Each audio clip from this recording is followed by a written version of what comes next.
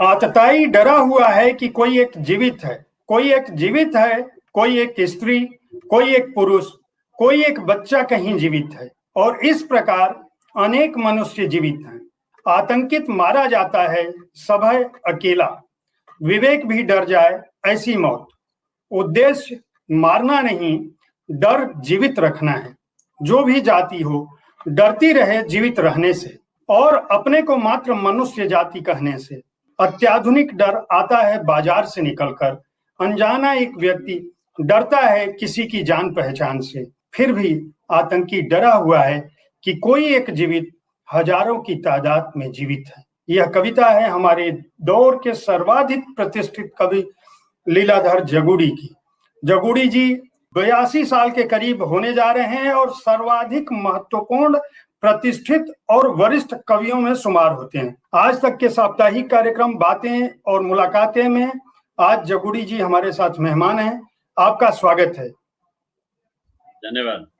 मैं अपने श्रोताओं को, साहित्य तक के श्रोताओं को बता दूं कि लीलाधर जगुड़ी जी का जन्म 1 जुलाई 1940 को उत्तराखंड के टिहरी गढ़वाल जिले के धंगड़ गांव में हुआ।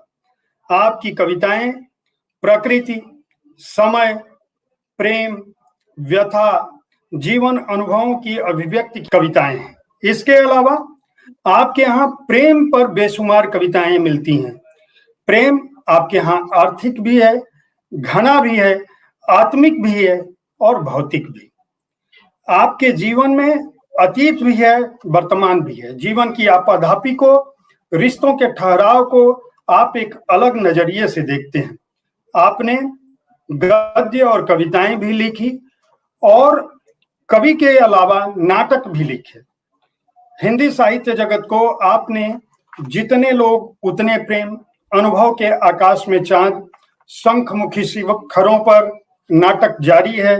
इस यात्रा में रात अभी मौजूद है, बची हुई पृथ्वी, घबराए हुए शब्द, खबर का मुंह विज्ञापन से ढका है, ईश्वर की अध्यक्षता में महाकाव्य के बिना भय भी शक्ति देता है, और 5 बेटे जैसी अनेकों कृतियां दी।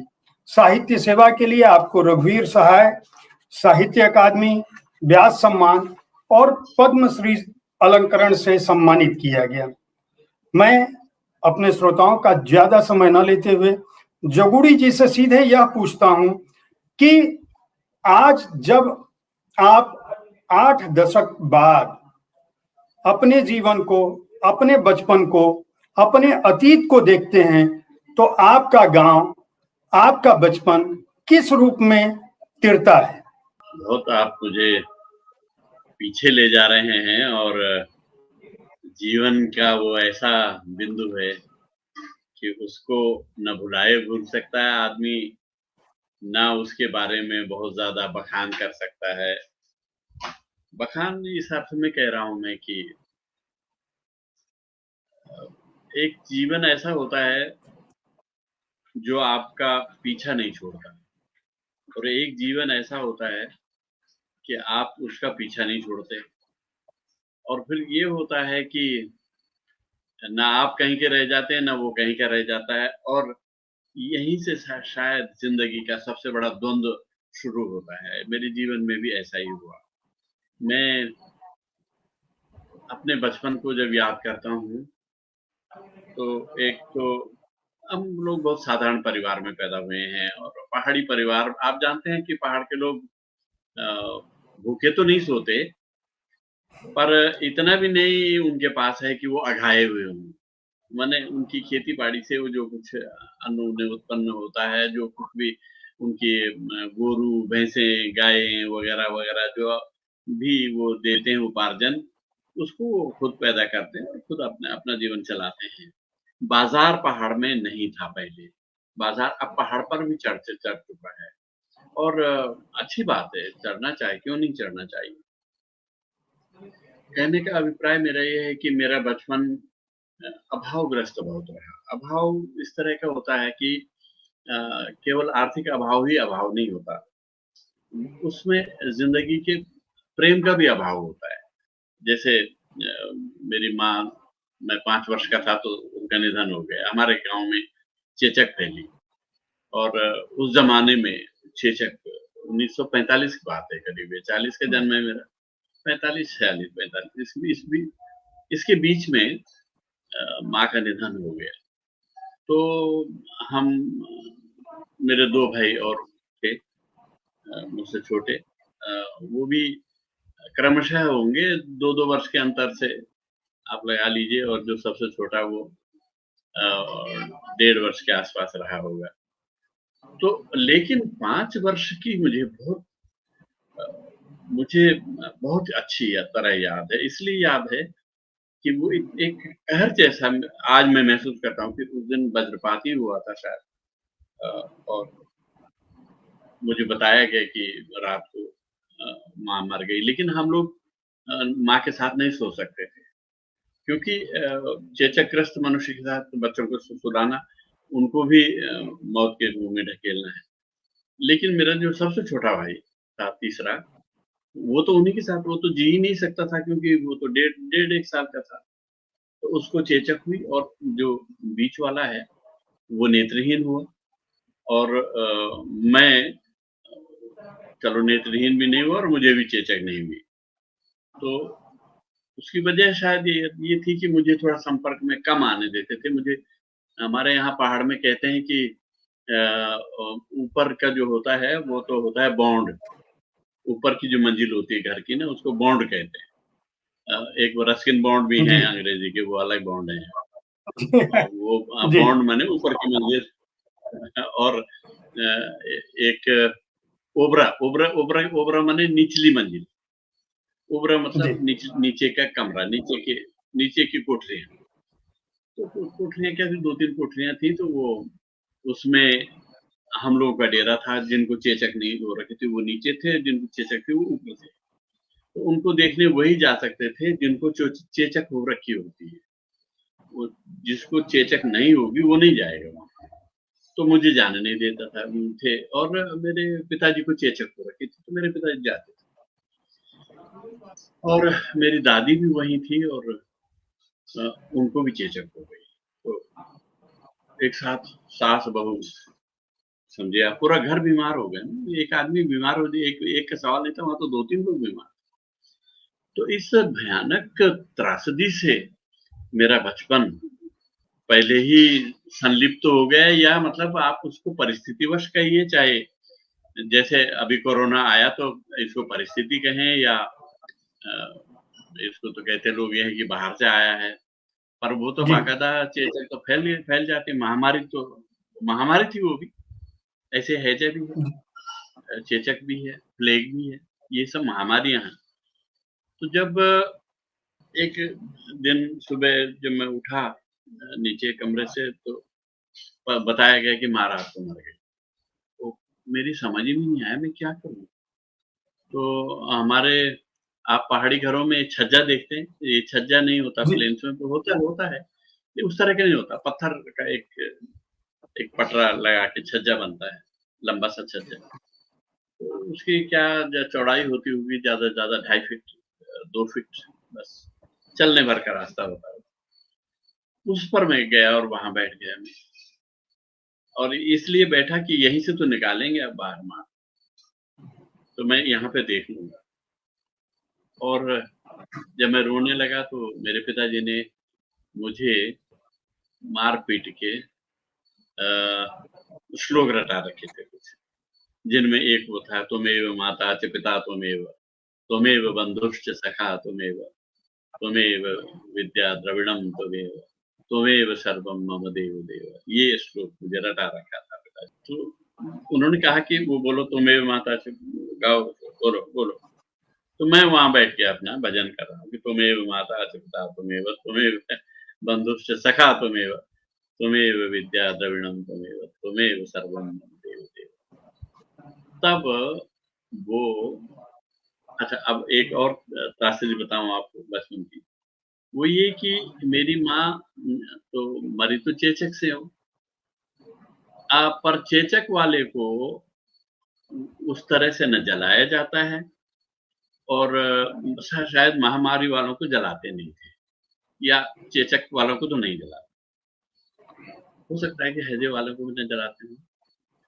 तो उन्होंने अर्थी भी नहीं बनाई। उन्होंने ये हुआ कि अ, उनको कफन को साड़ी की तरह पहनाया और वो रोशनी थोड़ी दरवाजे से और खिड़की से वहाँ जा रही थी कमरे में, तो वहाँ से दिख भी रहा था। तो उनको मैंने देखा कि उनके सारे बाल बड़े घने बाल थे और वो सारे बाल उनके चेहरे पे आ गए थे, चेहरा नहीं दिखा। उस पर भी मेरी एक कविता भी है, उसमें एक संग्रह है मेरा, बची हुई पृथ्वी, उसमें है वो मातृमुख।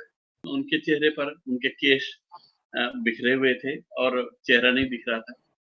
उसी को मैंने कहा है कि यही मातृमुख है। तो ये अंधकार, ये जो बालों का घनापन और यही मेरी माँ का चेहरा है जो मुझे याद है। मुझे उनका नाक नक्श नहीं याद है।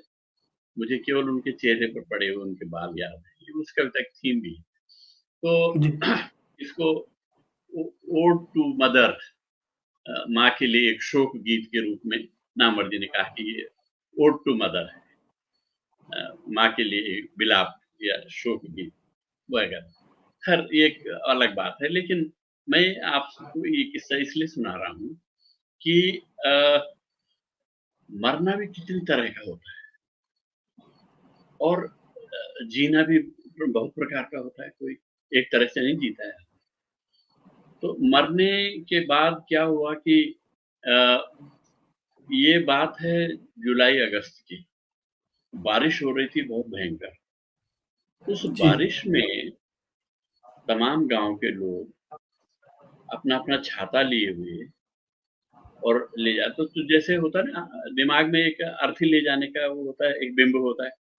जी तो जी मेरे दिमाग में है कि ढेर सारे छाते जा रहे हैं बारिश में और वो भीग रहे हैं, बारिश हो रही है और वो छातों का जो दृश्य है वो गांव के किनारे तक, जहां तक नजर जाती थी वहां तक मैंने उसको जी जी देखा। तो मुझे हमेशा लगता है कि जैसे अर्थियों के संदर्भ में आपको भीड़ वगैरह इस तरह के बिंब आते हैं सामने। मेरे सामने हमेशा वो बारिश में भीगते हुए छाते याद आते। तो ये बात हुई। दूसरा, हाँ अपने माँ के निधन के बाद मैं अचानक एक गढ़वाली में कहते हैं गढ़वालू, गढ़वालू माने जो अपने छोटे भाइयों का को रखने वाला बच्चा होता है, उसको गढ़वालू कहते हैं कि वो अपने छोटे भाइयों की हिफाजत करे और उनको रखे। ठीक तो मैं गढ़वालू हो गया, मतलब ये कभी इसको ले रहा हूँ, कभी उसको ले रहा हूँ और उसकी आंख नहीं खुल रही, चेचे के मारे उसकी आंख बंद है। अब उसके आंख खोलने में हमें 3 दिन लगे। दादी बच गई थी, दादी ठीक हो गई और एक होता है चेचक के बाद देवी को विदा किया जाता है, तो वो भी जी रस्म हो गई गांव में कि देवी को गांव सारा स्वस्थ हो गया, जिनको मरना था मर गए।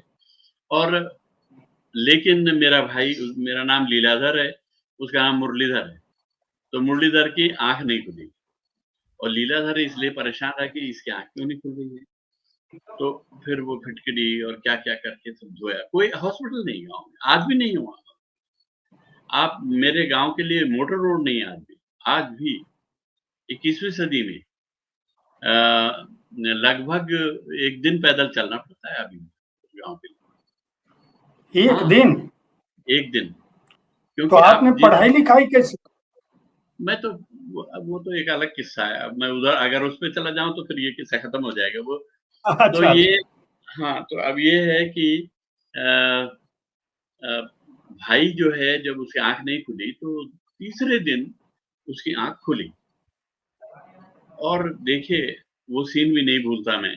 आप बचपन की बात कर रहे हैं ना, कैसा बचपन! मतलब ये तो वज्रपात वाला बचपन है। जी मतलब इसमें तो वज्रपात ही वज्रपात भरे हुए हैं।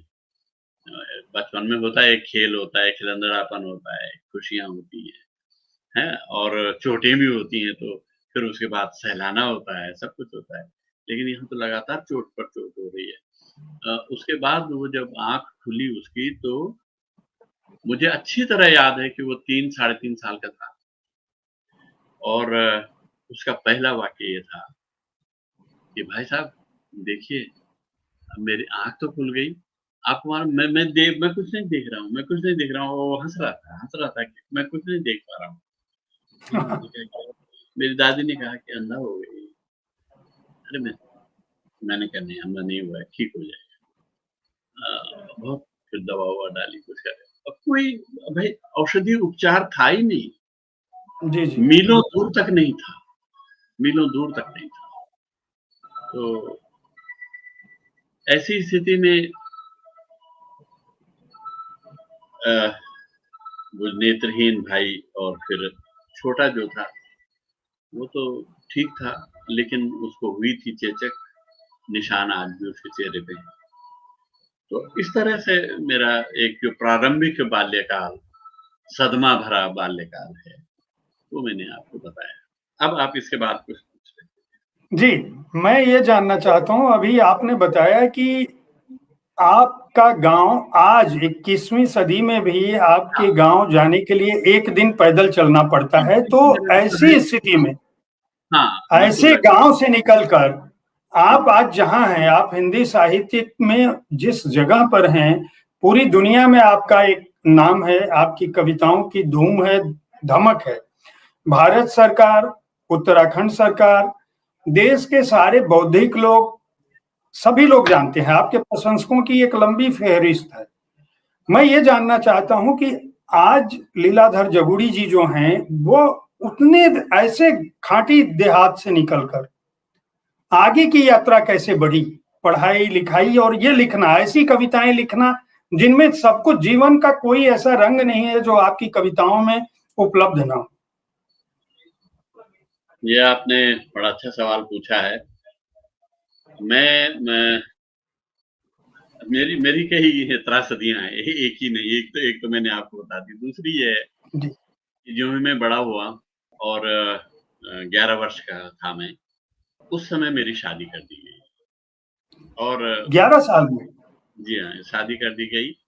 प्रेम भी हुआ हमारी ज़िंदगी में बहुत, है वो उसकी कहानियाँ अलग हैं, लेकिन शादी आह! 11 साल की उम्र में हो गई और जो शादी हुई तो मुझे बड़ा आश्चर्य हुआ कि क्यों हुई और ये क्या, ये लड़की अब हमारे घर क्या करेगी? और वो लड़की 8-1 वर्ष की थी। तो वो एक शगुन के रूप में मतलब उसको कुछ दिन वहाँ रहना था। तो मुझे लगा कि मतलब क्या रिलेशन है मेरा और इसका? तो हम कभी-कभी तो पहाड़ में होता है वो धान कूटते हैं घरों के बाहर जी। एक ऊपली। हुँ, हुँ। तो बस उसमें धान कूटने की जो सहभागिता थी, वो मेरी हो जाती थी कभी-कभी उसके साथ। उसके अलावा मुझे कोई पर्पज़ नहीं समझ में आता कि क्यों हुई है ये शादी? खैर खैर मैंने कहा कि शादी हो। लेकिन उसके बाद क्या हुआ, एक बहुत परिवर्तनकारी मोड़ आया और वो ये आया कि मेरे पिताजी ने मुझे मेरी बुआ को लेने ए एक एक पहाड़ के पार एक गाँव है, सदर गाँव कहते हैं उसको, वहाँ भेज दिया कि उनकी बहन पिताजी की बुआ हमारी, तो उसको लेके आओ क्योंकि कल जो है हमारी वो होनी है। हमारे यहाँ जो रोपनी का पहला दिन होता है ना, रोपाई जी। का, धान जी, जी। रोपाई का, बड़े उत्सव हाँ, से हाँ। मनाया। उसमें ढोल बजता है, देवता की पूजा होती है और बैलों की पूजा होती है, बैलों को टीका-उका लगाया जाता है और उनको पानी में उतारा जाता है। बड़ा सुंदर लगता है, एक घरेलू त्योहार टाइप का होता है। वो हुआ और उसमें जैसे बहन है, भतीजे सब इनको शामिल होना ज़रूरी होता है, क्योंकि रोपाई जी। तो वही करती है ना, रोपाई वही जी, जी। करती है और पुरुष तो बैल हाँकता है। बस वो ठीक है।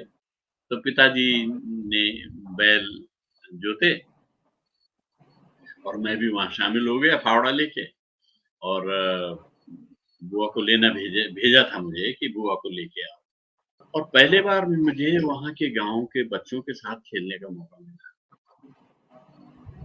और मैं 3 दिन रह गया वहाँ और बुआ को तो मैंने जो कुछ कहा ही। उस 3 दिन बाद जाना था बुआ ने। मेरे पिताजी बहुत बहुत बहुत क्या कहूँ मैं, उनके लिए उचित शब्द नहीं मेरे पास। उचित शब्द इसलिए नहीं है कि थोड़ा क्रोध उनको जब दिया जाता है। और गुस्से में बहुत रहता हूँ। तो वो प्रवृत्ति मुझे बताया जाता है कि मुझ में भी है और मुझे भी बहुत गुस्सा आता है। तो ये मैं अब सुनता हूँ और वो मैंने झेला है पिताजी का गुस्सा। तो मुझे ऐसा लगा कि अब तो मेरी पिटाई होगी घर में, बहुत बुरी तरीके से पिटाई होगी। मैंने समय का दुरुपयोग कर दिया और वहाँ मेरा इंतज़ार हो रहा होगा। मैं वहाँ से भाग गया, बुआ के घर से। मेरे पास एक पैसा नहीं और मैं भाग गया, तो मैं भाग गया तो कहाँ जाऊँ? तो आप पता नहीं वहाँ टिहरी गढ़वाल के गाँव के भूगोल से परिचित हैं कि नहीं? जी, लेकिन लेकिन एक जगह पड़ती है प्रताप नगर, बहुत ये जी, टिहरी रियासत में है हम जी, लोग। टिहरी जी, से जी, बाद में उत्तरकाशी अलग एक ज़िला बना। जी, जी, तो मैं भागने का रास्ता वही था कि जाएँ कहाँ? तो मैं वहाँ से आप सोचिए मैं 5 बजे के लगभग गाँव से भागा वहाँ से, बुआ के यहाँ से। और बुआ ने सोचा कि मैं घर चला गया हूँ और अब बुआ ने सोचा मैं अपना निपटा के 8-1 बजे निकलूँगी और 9-10 बजे तक पहुँच जाऊँगी वहाँ। तो जब ये स्थिति हो गई कि मैं वहाँ घर नहीं पहुँचा, बुआ भी पहुँच गई, तब मेरी खोज हुई होगी कि कहाँ गया ये लड़का, कहाँ गया? तो उस दिन तो चूँकि त्योहार का दिन था, बहनों की पूजा होनी थी, तो उस काम में तो बोले आ ही जाएगा। तो शायद 2-3 दिन इंतज़ार हुआ होगा मेरा कि आ जाएगा वो कहीं से। फिर ये हुआ कि भई वो तो अब ना तो वहाँ पुलिस थाना, ना कोई डॉक्टर, ना कोई पूछने वाला। दूसरा भी जो गाँव है, एक गाँव से करीब 3 मील, 5 मील दूर होगी। कोई गाँव पहाड़ में बहुत कम गाँव हैं जो सटे-सटे हों, पास में हों। पास में भी हों तो भी 1 किलोमीटर की दूरी, आधा किलोमीटर की दूरी होती है। तो कहीं जब मेरा अता-पता नहीं लगा, तो मैं एक उनके नज़र में ये हुआ कि मैं भाग गया, कहाँ भाग गया? और बरसात का सीज़न था, नदियाँ थी, पुल नहीं थे। नदियाँ तो आज भी हैं, आज थोड़े बहुत पुल बने हुए हैं, छोटे-छोटे पुल बने हैं, तो तब तो नहीं था। तब ये था कि अच्छा या तो गया होगा तो नदी में बह गया होगा या पहाड़ से गिर गया होगा तो कहाँ तो फिर होता ये था, जैसे कोई गिर जाता है पहाड़ से, तो 2-4 दिन, 5 दिन में पता लग जाता है कि वो औरत गिर गई, पुरुष गिर गया, कोई गिर गया पहाड़ से। क्यों? क्योंकि वहाँ चील घूम रही है। तो चील घूम रही है तो उसके लोग खोज जाते थे, क्यों घूम रही है चील? तो उससे पता लगता था कि कोई यहाँ मरा है, तो पता लगा कि कुत्ता मरा है, जानवर मरा है, उसकी वजह से घूम रहे हैं। तो जब उन कुत्तों में और उन चिड़ियों में और उन मरे हुए जानवरों में मेरा पता नहीं लगा, तो फिर ये हुआ कि मैं तो कहीं ज़िंदा हो सकता हूँ। तो फिर उन्होंने कहा कि भाई चला ही गया है, तो कहाँ गया होगा? खैर, किसी ने फिर तब मुझे नहीं ढूँढा, उन्होंने आस-पास ढूँढा, मैं कहाँ ढूँढता? मैं पहुँच गया करीब अब आप सोचिए कि इवनिंग को उस दिन जब मैं भागा, तो मैं टिहरी हेडक्वार्टर पे पहुँच गया रात को 8 बजे के आस-पास, 7 और 8 बजे के अंधेरे में और ये बहुत दूर है। मतलब मैं कितना चला होऊँगा? मैं समझता हूँ कि मैं चला होऊँगा 35-40 किलोमीटर चला ही होऊँगा। वाह! सुबह का चला हुआ मैं और क्या रास्ते का जो जंगल है ना, मुझे ऐसा याद है वो, अब वो जंगल नष्ट हो गया काफ़ी। पर मैंने जी, जो जंगल देखा है उस दिन और मैंने जो उस दिन का सूर्योदय देखा है भाई, आप कल्पना नहीं कर सकते। एक रास्ते में मुझे पीपल का पेड़ मिला, इतना विशाल पेड़ मैंने कभी देखा नहीं और छोटे-छोटे पेड़ देखे थे, वो इतना विशाल दरख्त और उसके नीचे चबूतरा बना हुआ, लंबगाँव के पास अ, ये प्रताप नगर की चढ़ाई शुरू होती है और उस चढ़ाई में मुझे बहुत सारे उनके किस्से याद आए, जिनकी उस चढ़ाई में मौत हुई। एक हमारे गाँव का ही आदमी था, वो कहीं से आ रहा था और उसकी वहाँ मृत्यु हुई। तो मुझे लगा कि अब वो मुझे मिलेगा रास्ते में, भूत मिलेगा मुझे और मैं खामोखाम डरने लगा कि सूर्योदय हो गया था और तो उन पेड़ों की छायाएँ मुझे ऐसे ढंग से दिखती थी कि शायद वहीं तो नहीं छाया में बैठा हुआ है कोई आदमी, दिखता दूर से हुक्का पी रहा है, कुछ कर रहा है। तो इस तरह मैंने वो चढ़ाई चढ़ी और मैं प्रताप नगर राजा के महल के पास पहुँचा। पास अभी नहीं पहुँचा, अभी तो धार पार करनी थी मुझे। उस धार को पार करते हुए जो सबसे बड़ी घटना हुई, वो ये हुई, ये लगभग वक़्त क्या होगा 11 बज गया होगा या हो सकता है थोड़ा इसके आस-पास का समय रहा होगा। 5 बजे का चला हुआ हूँ मैं और उस धार के जो मोड़ है, जो प्रताप नगर को कनेक्ट करता है वो मोड़, उस मोड़ पर मुझे चाय की खुशबू आई।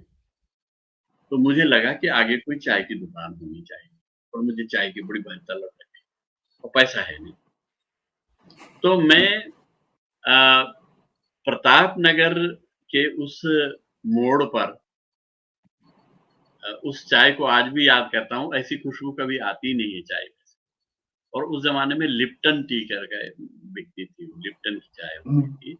जब मैं उस ढाबे पे पहुँचा, ढाबा ही कह रहा हूँ जैसे कि होटल तो था नहीं, कि छप्पर था, घास का पड़ा हुआ था ऊपर छत होती, उसके नीचे बेंच लगे हुए थे, ऐसे 2-3 और थे, कहीं खाना बन रहा था। तो मैं जो सबसे किनारे वाला था, मैं तो इतना थका हुआ था चढ़ाई चढ़ के, बच्चा ही था मैं और नंगे पाँव था। तो मैं उसमें बैठ गया, उसके बेंच और वो फट से वो जो श्रीमान जी थे जिनका था वो ढाबा, वो खुद एक चाय लेके आया, मतलब चाय पीने के लिए लोग बैठते थे वहाँ। ज़ाहिर है कि मैं बैठा हूँ तो चाय पीऊँगा। तो मैंने एक साँस लेते हुए कहा कि चाचा जी आपने ये चाय तो मैंने नहीं माँगी। तो बोले बेटा मैंने कहा मैंने इसलिए नहीं माँगी मेरे पास पैसे नहीं है। बोले बेटा पैसा किसने माँगा तुमसे? जस्ट वो ग्रेट आदमी था। कहाँ के हो? फिर घर से भागे हो? मैंने कहा जी। अच्छा ठीक है, चाय पियो। तो उस समय रस होता था एक लंबा इतना, हाफ सोल जितना लंबा होता था एक, तो उसने रस भी पकड़ा दिया, ये तो क्या है?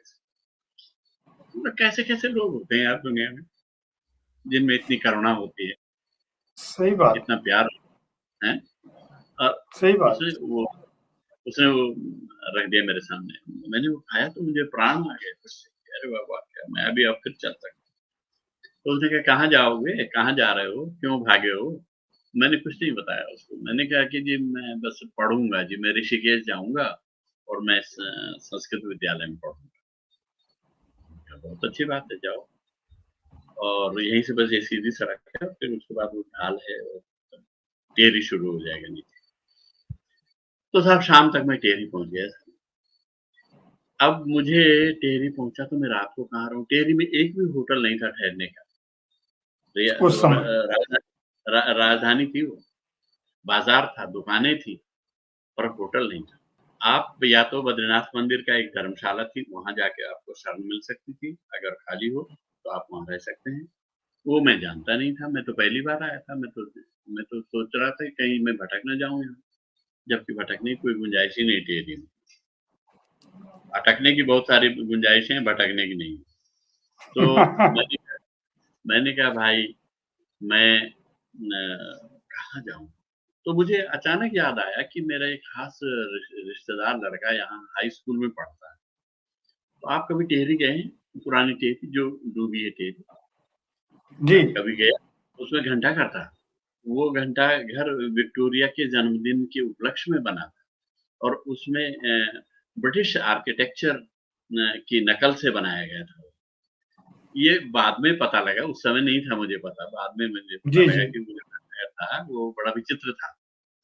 एक लोग कवि हुए हैं वहाँ, उनकी एक कविता की पंक्ति है कि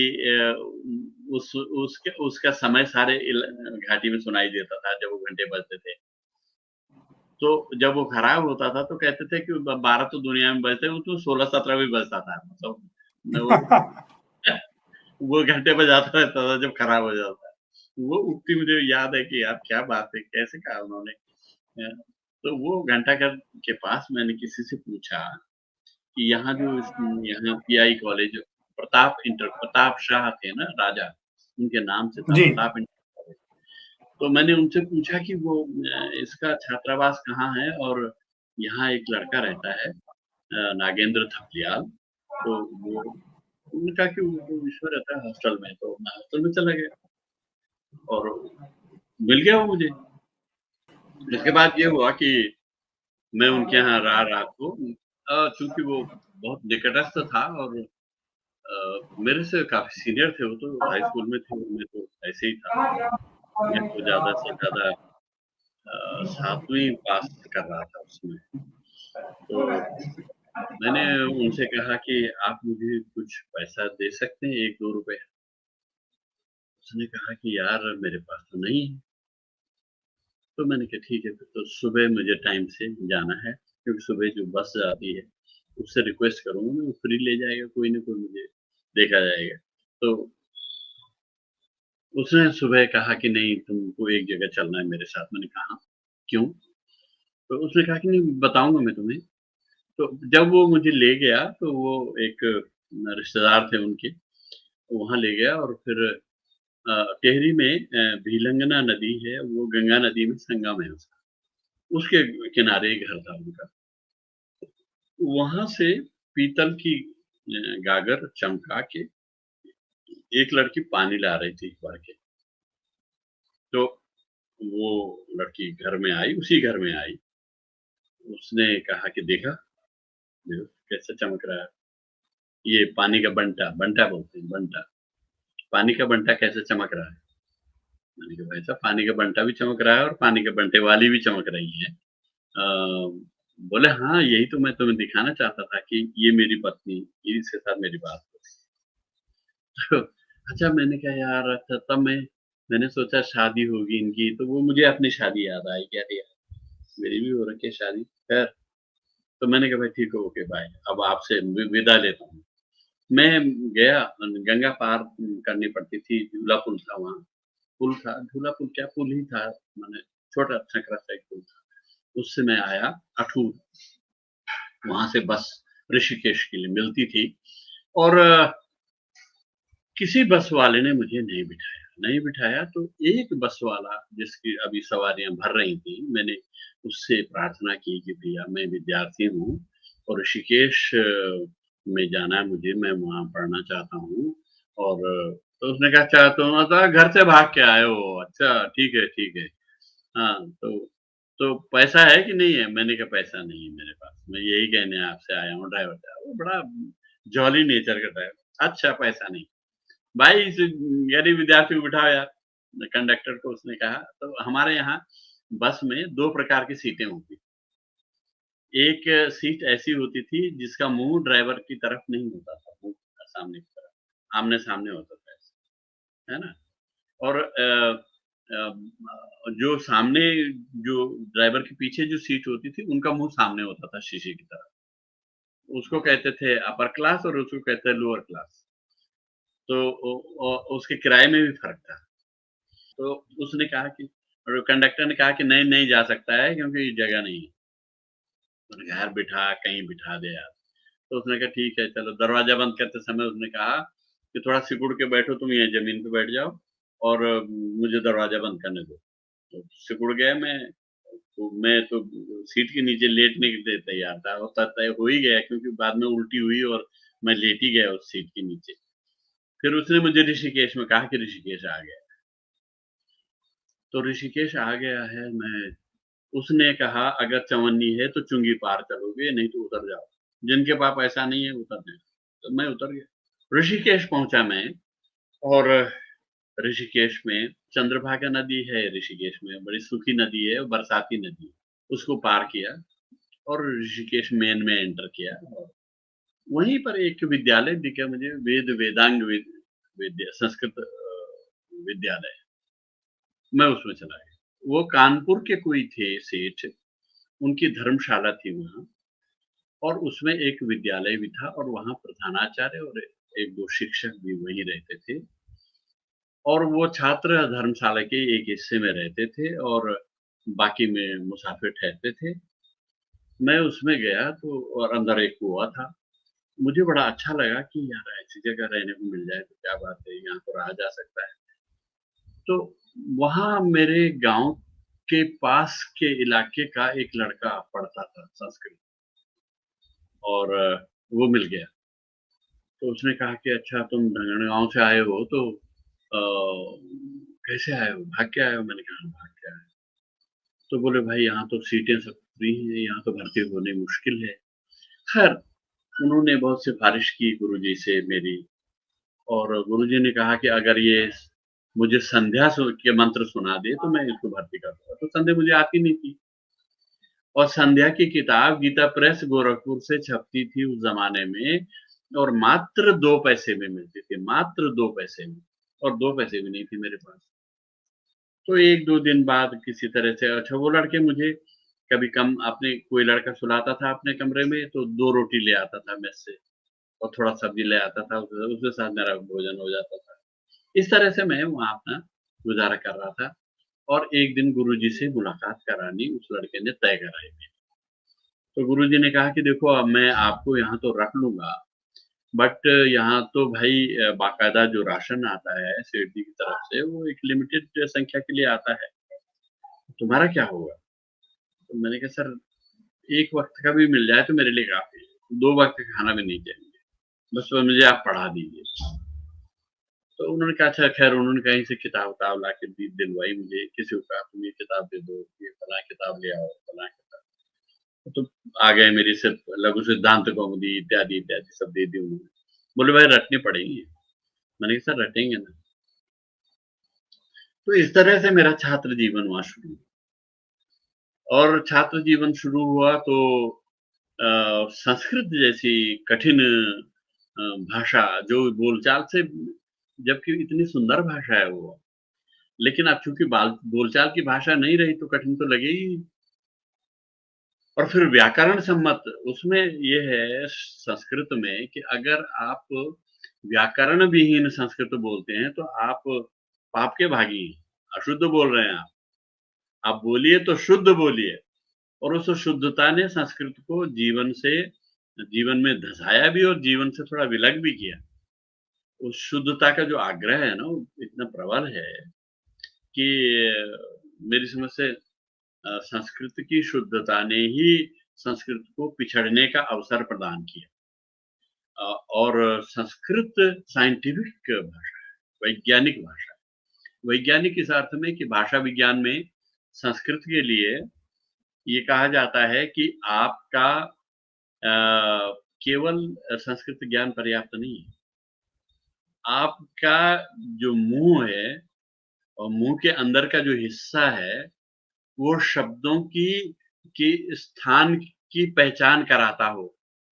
कहाँ से कौन-सा अक्षर बोला जाएगा, कौन-सी साउंड कब निकलेगी, कैसे निकलेगी।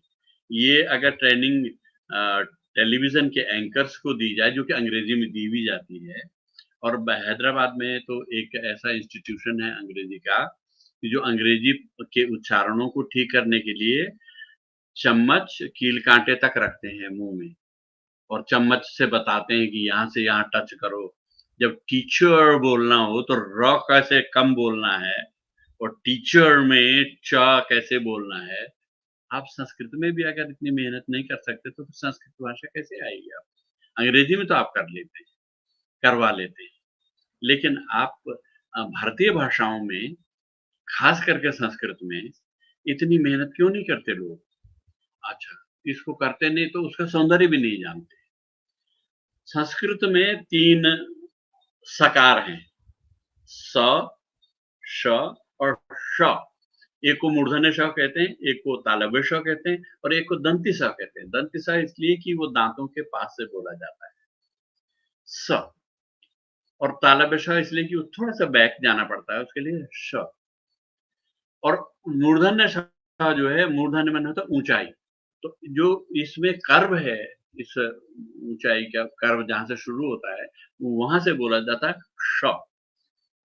तो वो ष को लोगों ने ख में बदल दिया बाद में। लखन बोलना हो तो लक्ष्मण बोलना हो तो लखन बोलने में ज़्यादा सुविधा रहती है ना, लक्ष्मण बोलने में तो आपको जीभ मोड़नी पड़ेगी क्ष बोलने के लिए।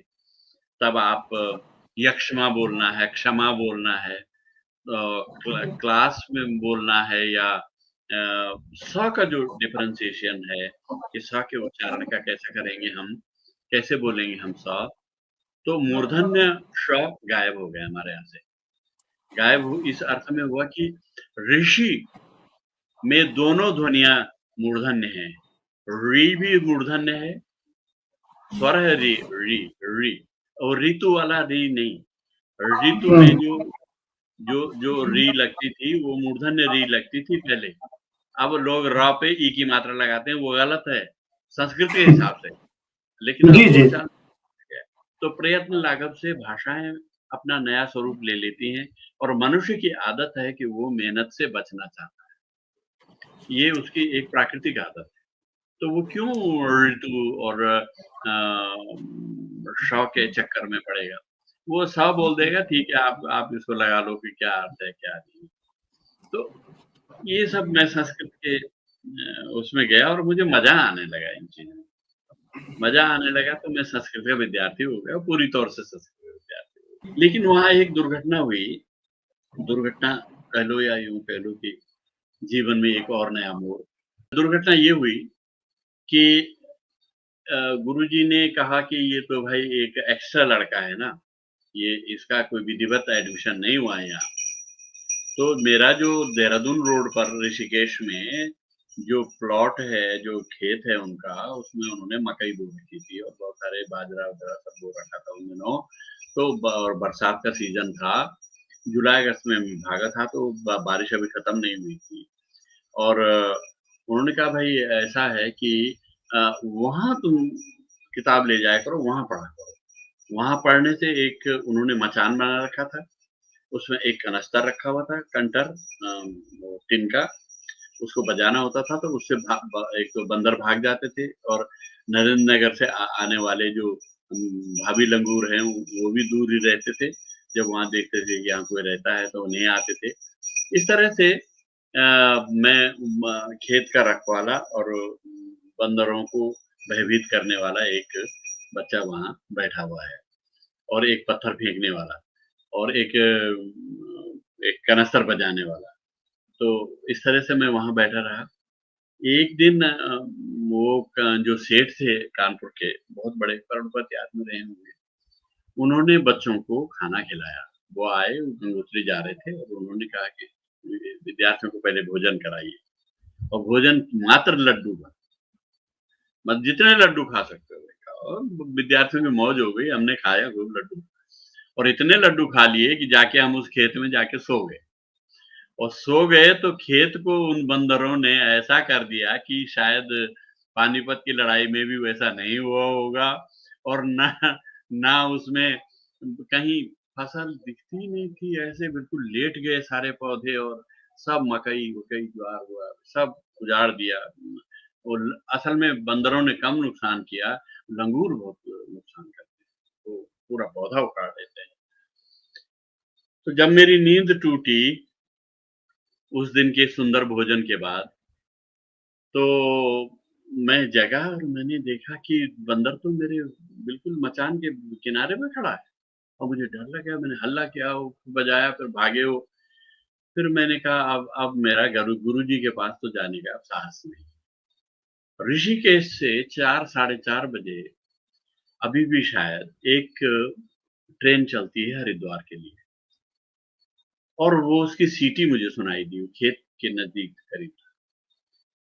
और मैं बस उसके सहारे अपना पहुंच गया स्टेशन, और वो किताबें थी मेरे पास, और अपना धोती और कुर्ता था और पहना हुआ, और उसको लेके मेरे पास कुछ था ही नहीं, न पैसा था न कुछ था। वो 1-2 किताबें वो उनकी कृपा, गुरुजी की कृपा से मिली थी मुझे, वो लेके मैं अपना आँख में दबाए हुए वो ट्रेन में बैठ गुरुजी के पास जाने की हिम्मत नहीं हुई। वो ट्रेन सुबह, वो डिब्बे जुड़ गए हावड़ा से, और वो मैं दिल्ली पहुँच गया। और जब मैं दिल्ली पहुँचा तो मैं उतरा पुरानी दिल्ली स्टेशन पे। पुरानी दिल्ली स्टेशन की सबसे बड़ी ख़ासियत मालूम है मुझे क्या याद है? मुझे ये याद है कि पुरानी दिल्ली स्टेशन पर जो पहला प्लेटफ़ॉर्म होता है उसका नंबर है 13। कभी ऐसा कहीं देखा है आपने कि पहला प्लेटफ़ॉर्म 13 नंबर हो? 1 नंबर होता है, 1 नंबर पीछे है, वहाँ कोई जाता ही नहीं है, वहाँ से ट्रेनें खड़ी रहती हैं फिर। तो वो 13 अब शायद हो सकता है चेंज हो गया हो, मुझे नहीं मालूम, मैं इधर गया नहीं। तो उस समय ये स्थिति थी। जब 13 नंबर पे मैं उतरा तो मैंने कहा यार 1 नंबर कहाँ है? वो कुली ने बताया होगा। अब मैं बाहर नहीं निकला क्योंकि मैं पकड़ा जाऊँगा, मेरे पास टिकट तो था नहीं। तो ऐसे में कैसे खैर मैं किसी तरह से जब वो थोड़ा इधर-उधर हुआ तो मैं निकल गया दरवाज़े से, किसी ने मुझे पकड़ा ही नहीं। हरिद्वार भी गया, हर की पैड़ी गया, फिर 9 बजे ट्रेन ने जाना था, तो 9 बजे तक मैं आ गया वापस स्टेशन पे। कौन-सा मेरे पास टिकट तो था नहीं, मुझे तो बैठना था बस। मैं बैठ गया और फिर सुबह दिल्ली में उतर गया और दिल्ली में भी बाहर निकल गया। अरे आश्चर्य होता है, कैसे निकला मैं बिना टिकट के और बिना उसके। मतलब कुछ जो मनुष्य की असावधानियाँ हैं, कर्मचारियों की असावधानियाँ उनकी कृपा है। वो हमेशा वो ऐसे असावधानी बरतें तो अच्छी बात। तो मैं निकल गया बाहर और जब मैं बाहर निकला, आप नए पुरानी दिल्ली से उतरे हों कभी, तो जब लाल किले के पास पहुँचे थे तो एक क्या वो मोड़ है, वहाँ से सड़क जाती है चांदनी चौक। चांदनी चौक में मैं मुड़ गया और मुड़ते ही लेफ्ट हैंड को शायद आज भी वो मुझे नहीं मालूम, लेकिन उसपे लिखा हुआ था यहाँ चिड़ियों का इलाज होता है। एक पंछियों का हॉस्पिटल। अब मैं तो मुग्ध हो गया। मैंने कहा चिड़िया कैसे आती है यहाँ अपना इलाज कराने, मेरी समझ में नहीं आया। मैं ये नहीं समझ रहा हूँ कि पालतू चिड़ियाएँ लाते होंगे लोग, ये मेरे कांसेप्ट ही नहीं है दिमाग में, क्योंकि कभी देखा नहीं है। अब मैं बैठ गया वहीं, खड़ा हो गया, देखे कैसे आती है कोई चिड़िया, बहुत चिड़ियाएँ आ रही, कोई नहीं जा रहा है हॉस्पिटल में, उड़-उड़ के इधर-उधर जा रही हैं। अब मैं देख रहा हूँ कि कोई चिड़िया जाए अपना इलाज करवाए, इसमें इलाज चिड़ियों का इलाज होता है लिखा है, कोई नहीं। मैं आधा घंटे से वहाँ खड़ा रहा, इतनी देर में एक आदमी आया और उसने मेरे कंधे पे हाथ रखा और उसका पहला डायलॉग बता रहा हूँ, नेपाली हो कि गढ़वाली हो? तो मैंने कहा जी मैं गढ़वाली हूँ, काम करोगे? मैंने कहा हाँ बताइए। तो बोले चलो मेरे साथ चलो। मैंने कहा नहीं एक एक सेकंड, मैंने कहा देखिए अभी ये चिड़िया है वो आई है, वो शायद इलाज कराने के लिए आई है, वो अंदर जाएगी अभी तक, बस मैं चलता हूँ। अरे किसकी चिड़िया कहने लगे। इतनी देर में एक कार आई, वो हॉस्पिटल में गई, तो एक लड़की उसमें से उतरी और उसने अपने हाथ में पिंजड़ा लिए हुए थे। तब मेरी समझ में आया कि ये तो पालतू चिड़ियाएँ हैं, उनका इलाज होता है यहाँ। ये जो बेचारी घायल चिड़ियाएँ बाहर घूम रही हैं, इनका इलाज तो यहाँ नहीं होता है। तो मैं बड़ा निराश हुआ और मुझे लगा कि अच्छा चलो अब मैं आपके साथ चलता हूँ। चलिए कहाँ चलना है? तो वो लाजपत मार्केट है ये, दिल्ली में। वो वो चांदनी चौक में है। अब मैंने एक दिन अपने बच्चों को दिखाया हो कि यहाँ लाजपत मार्केट में कैसे मैं पहुँचा। वो आदमी मुझे वहाँ ले गया और एक ढाबा था पंजाबी भाई का, और शायद वो भी पार्टीशन में आए हुए लोगों में से था और वहाँ चाय और छोले वगैरह वो देता था और उसके ऊपर कुछ कमरे थे जहाँ लोग ठहरते होंगे, वो भी उसी में रहता था, जो आदमी मुझे लेके गया। उसने कहा मैं यहाँ तुम्हारी नौकरी लगा दूँगा और यहाँ बड़ा ठाठ करोगे तुम, चिंता मत करो, यहाँ पर अभी ऐसा करो, ये मैं तुम्हें ₹1 दे रहा हूँ। मैंने कहा लाइए। तो ये ₹1 के तुम उसने ऑर्डर कर दिया उसको कि वो इतनी पूड़ी, इतना एक मेरे लिए भी कर दिया उसने कि इतना 2 जगह नाश्ता भेज दो और उस कमरे में भेज दो और तब बाकी काम मैं तुम्हें बाद में बताऊँगा। तो मैं वहाँ लाइन में लग गया। अब बहुत देर हो गई, उसने दिया नहीं। मैंने उसको पैसा भी दिया कि भाई वो ₹1 दे रखा है, वो नाश्ता दीजिए ना उनका। अब वो लड़का सुन ही नहीं रहा और मैं खड़ा। मैंने सोचा यार मैं यहाँ क्यों हूँ बेकार? मुझे लग रहा है कि मैं निरर्थकता में पड़ गया हूँ। मुझे तो कहीं और जाना है, पर कहाँ जाना है? तो बोले दिल्ली में कहाँ स्कूल होगा? तो किसी ने नहीं बताया। मैं उल्टे पाँव उसको बिना सूचना दिए हुए, उसका रुपया तो मैंने उसको दे दिया कि तुम सामान भेजना है उसका, देना है। उसने ढूँढा होगा मुझे कि सामान ले जाओ उस कमरे नंबर का। तो मैं अपना निकल के फिर वहीं आ गया रेलवे स्टेशन पे और रेलवे स्टेशन पे मैंने सोचा कि वो मेरा पीछा करता हुआ आ रहा है शायद पीछे से और मैं और तेज़ हो गया और तेज़ भाग के मैं रेलवे स्टेशन पहुँचा कि वो पीछे से मुझे पकड़े ना। तो क्योंकि उसका स्पर्श भी ठीक नहीं था, मतलब ऐसे ढंग से पकड़ा उसने मुझे जैसे कि कंधे को ही हिला देगा। तो मैंने कहा यार मामला ठीक नहीं है। अब आप ये देखिए जयप्रकाश जी कि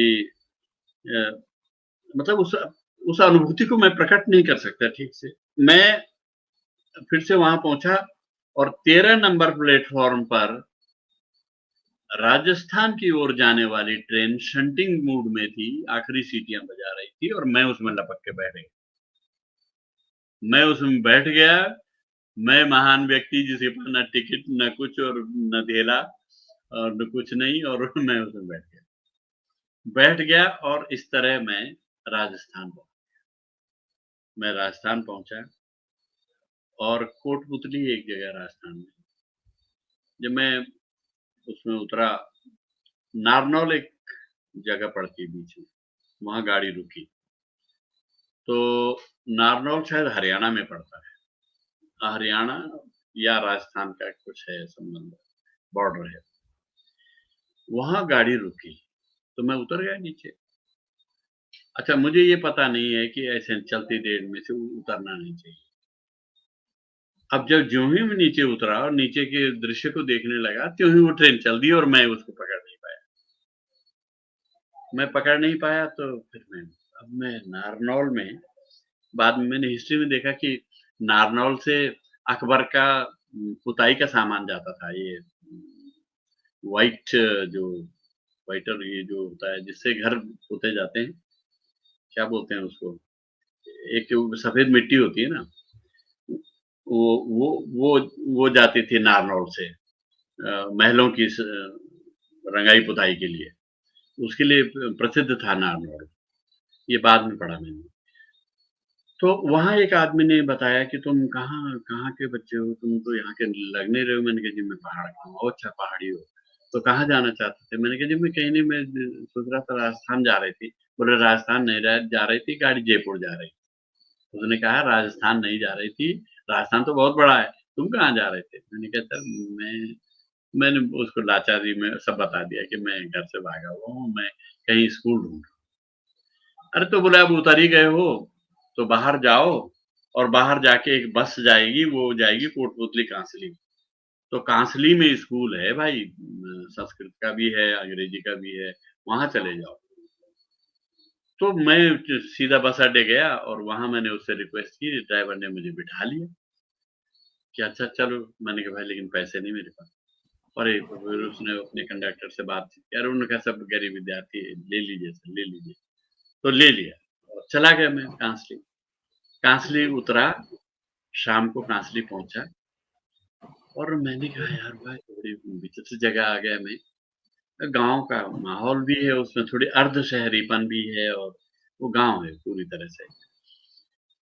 अब उसमें मुझे उस विद्यालय में प्रवेश मिल गया सेकेंड डे। वो रात कैसे कटी मेरी वो मैं ही जानता हूँ।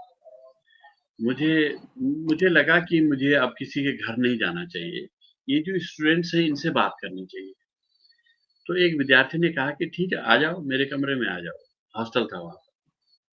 तो मैं चला गया। अच्छा, मैं शायद व्यावहारिक तौर से ठीक-ठाक बोलने वाला था, मतलब मैं हिंदी बहुत अच्छी बोलता था और उसमें पहाड़ीपन भी नहीं झलकता था और उच्चारण भी मेरा बहुत ठीक-ठाक था और शायद क्या कैसे थोड़ा इम्प्रेशन में था बच्चा, वो मुझसे सीनियर था वैसे। उसने कहा कोई बात नहीं यार तुम मेरे कमरे में रहो, ठीक है, तुम कल सुबह यहाँ संस्कृत पाठशाला में तुम्हें बता दूँगा, गुरुजी से मिलो। और फिर उसने मुझे अपने हॉस्टल से खाना भी मँगाया, खाना भी खिलाया और रहने की जगह भी दी। सुबह मैं उठा, गुरुजी के पास गया और फिर उन्होंने मुझे विधिवत कहा कि अरे ये तो बड़ी सौभाग्य की बात हो गई, उत्तराखंड का बालक आया है। अब गुरुजी ने वहाँ मेरी कसीदे काटनी शुरू कर दी। मेरा सौभाग्य देखिए, अरे ये तो उत्तराखंड का बालक है, पहाड़ी, अच्छा ब्राह्मण के बच्चे हो। तो तब तो पंडित जी वैसे मुग्ध हो गए। उन्होंने कहा ओहो! उत्तराखंड का ब्राह्मण, वाह! वाह, वाह! बहुत अच्छा भाई, तुम तो ज़रूर भर्ती होगे, भर्ती। पर खाओगे कहाँ? जब उन्होंने ये कहा तो मेरी हवा भी निकल गई, क्या है? हाँ, वास्तव में खाना तो बहुत, रहोगे कहाँ? मैंने कहा जी ये तो मुझे नहीं मालूम, मैं तो यहाँ नया-नया आया हूँ। कैसे आ गए? तो कहानी-वहानी सुनाई, सब उनको बड़ा रोमांचक लगी और उन्होंने कहा देख मैं एक तरीका बताता हूँ तुम्हें, तुम ऐसा करो, ये पास में एक मंदिर है, उसमें महंत साहब हैं प्रेमदास बाबा। प्रेमदास बाबा पहलवानी करते हैं, पर वो विद्यार्थियों की मदद भी करते हैं और उनके 2 चेले वहाँ हैं, उनसे दोस्ती करो और उनके पास जाओ, वो तुम्हें रहने की जगह देंगे। प्रेमदास बाबा धूल-मिट्टी से सने हुए मिले मुझे और कुश्ती लड़ रहे थे। उन्होंने पहलवान किराए पे रखा हुआ था जो उनको दाँव सिखाता और मेले में वो जाकर के कुश्तियाँ लड़ते थे, प्रेमदास बाबा। उनका काम ज्ञान नहीं था, उनका काम पहलवान था। तो वो अपना पहलवानी करके अपना ज्ञान बताते थे। उनको बड़ा अच्छा लगा मेरा आना और आचार्य अच्छा गुरुजी ने भेजा है? मैंने कहा हाँ। तो उन्होंने कहा अच्छा ठीक है, आ जाओ, लेकिन एक शर्त है भाई, यहाँ रहना जो है तब मिलेगा, दोनों वक़्त की पूजा करोगे तुम यहाँ मंदिर की। यहाँ पूजा ठीक से नहीं करते ये लोग। ये साले मूर्ख ऐसे ही हैं, 2 और थे वहाँ चेले। उसका नाम था वंशीधर वंशीधर और एक छोटा बच्चा था करीब वो भी 11-12 साल का, वो रामदास। वो भी बाबा कहीं से लाए हुए अनाथ बच्चा। तो मैंने कहा सर मैं पूजा कर लूँगा सर। मैंने कहा ठीक है, आरती उतारनी है। अब क्या था कि शाम की आरती उतारना और सुबह की आरती उतारने में बड़ा फ़र्क था। शाम को गाँव के लोग आते थे, उनके सामने आरती उतारना मुझे बड़ा संकोच होता था। और सुबह की आरती तो उसमें कम लोग, कोई नहीं, 2-4 लोग होते थे, वो तो मैं कर लेता था। लेकिन शाम की आरती बड़े मजमे के साथ होती। अब उसमें क्या था, मैं छोटा था और भगवान जी का आसन बहुत ऊँचा था। तो वो आरती भगवान जी तक पहुँचती ही नहीं थी, वो तो नीचे रह जाती थी, वो उस प्लेटफ़ॉर्म से नीचे।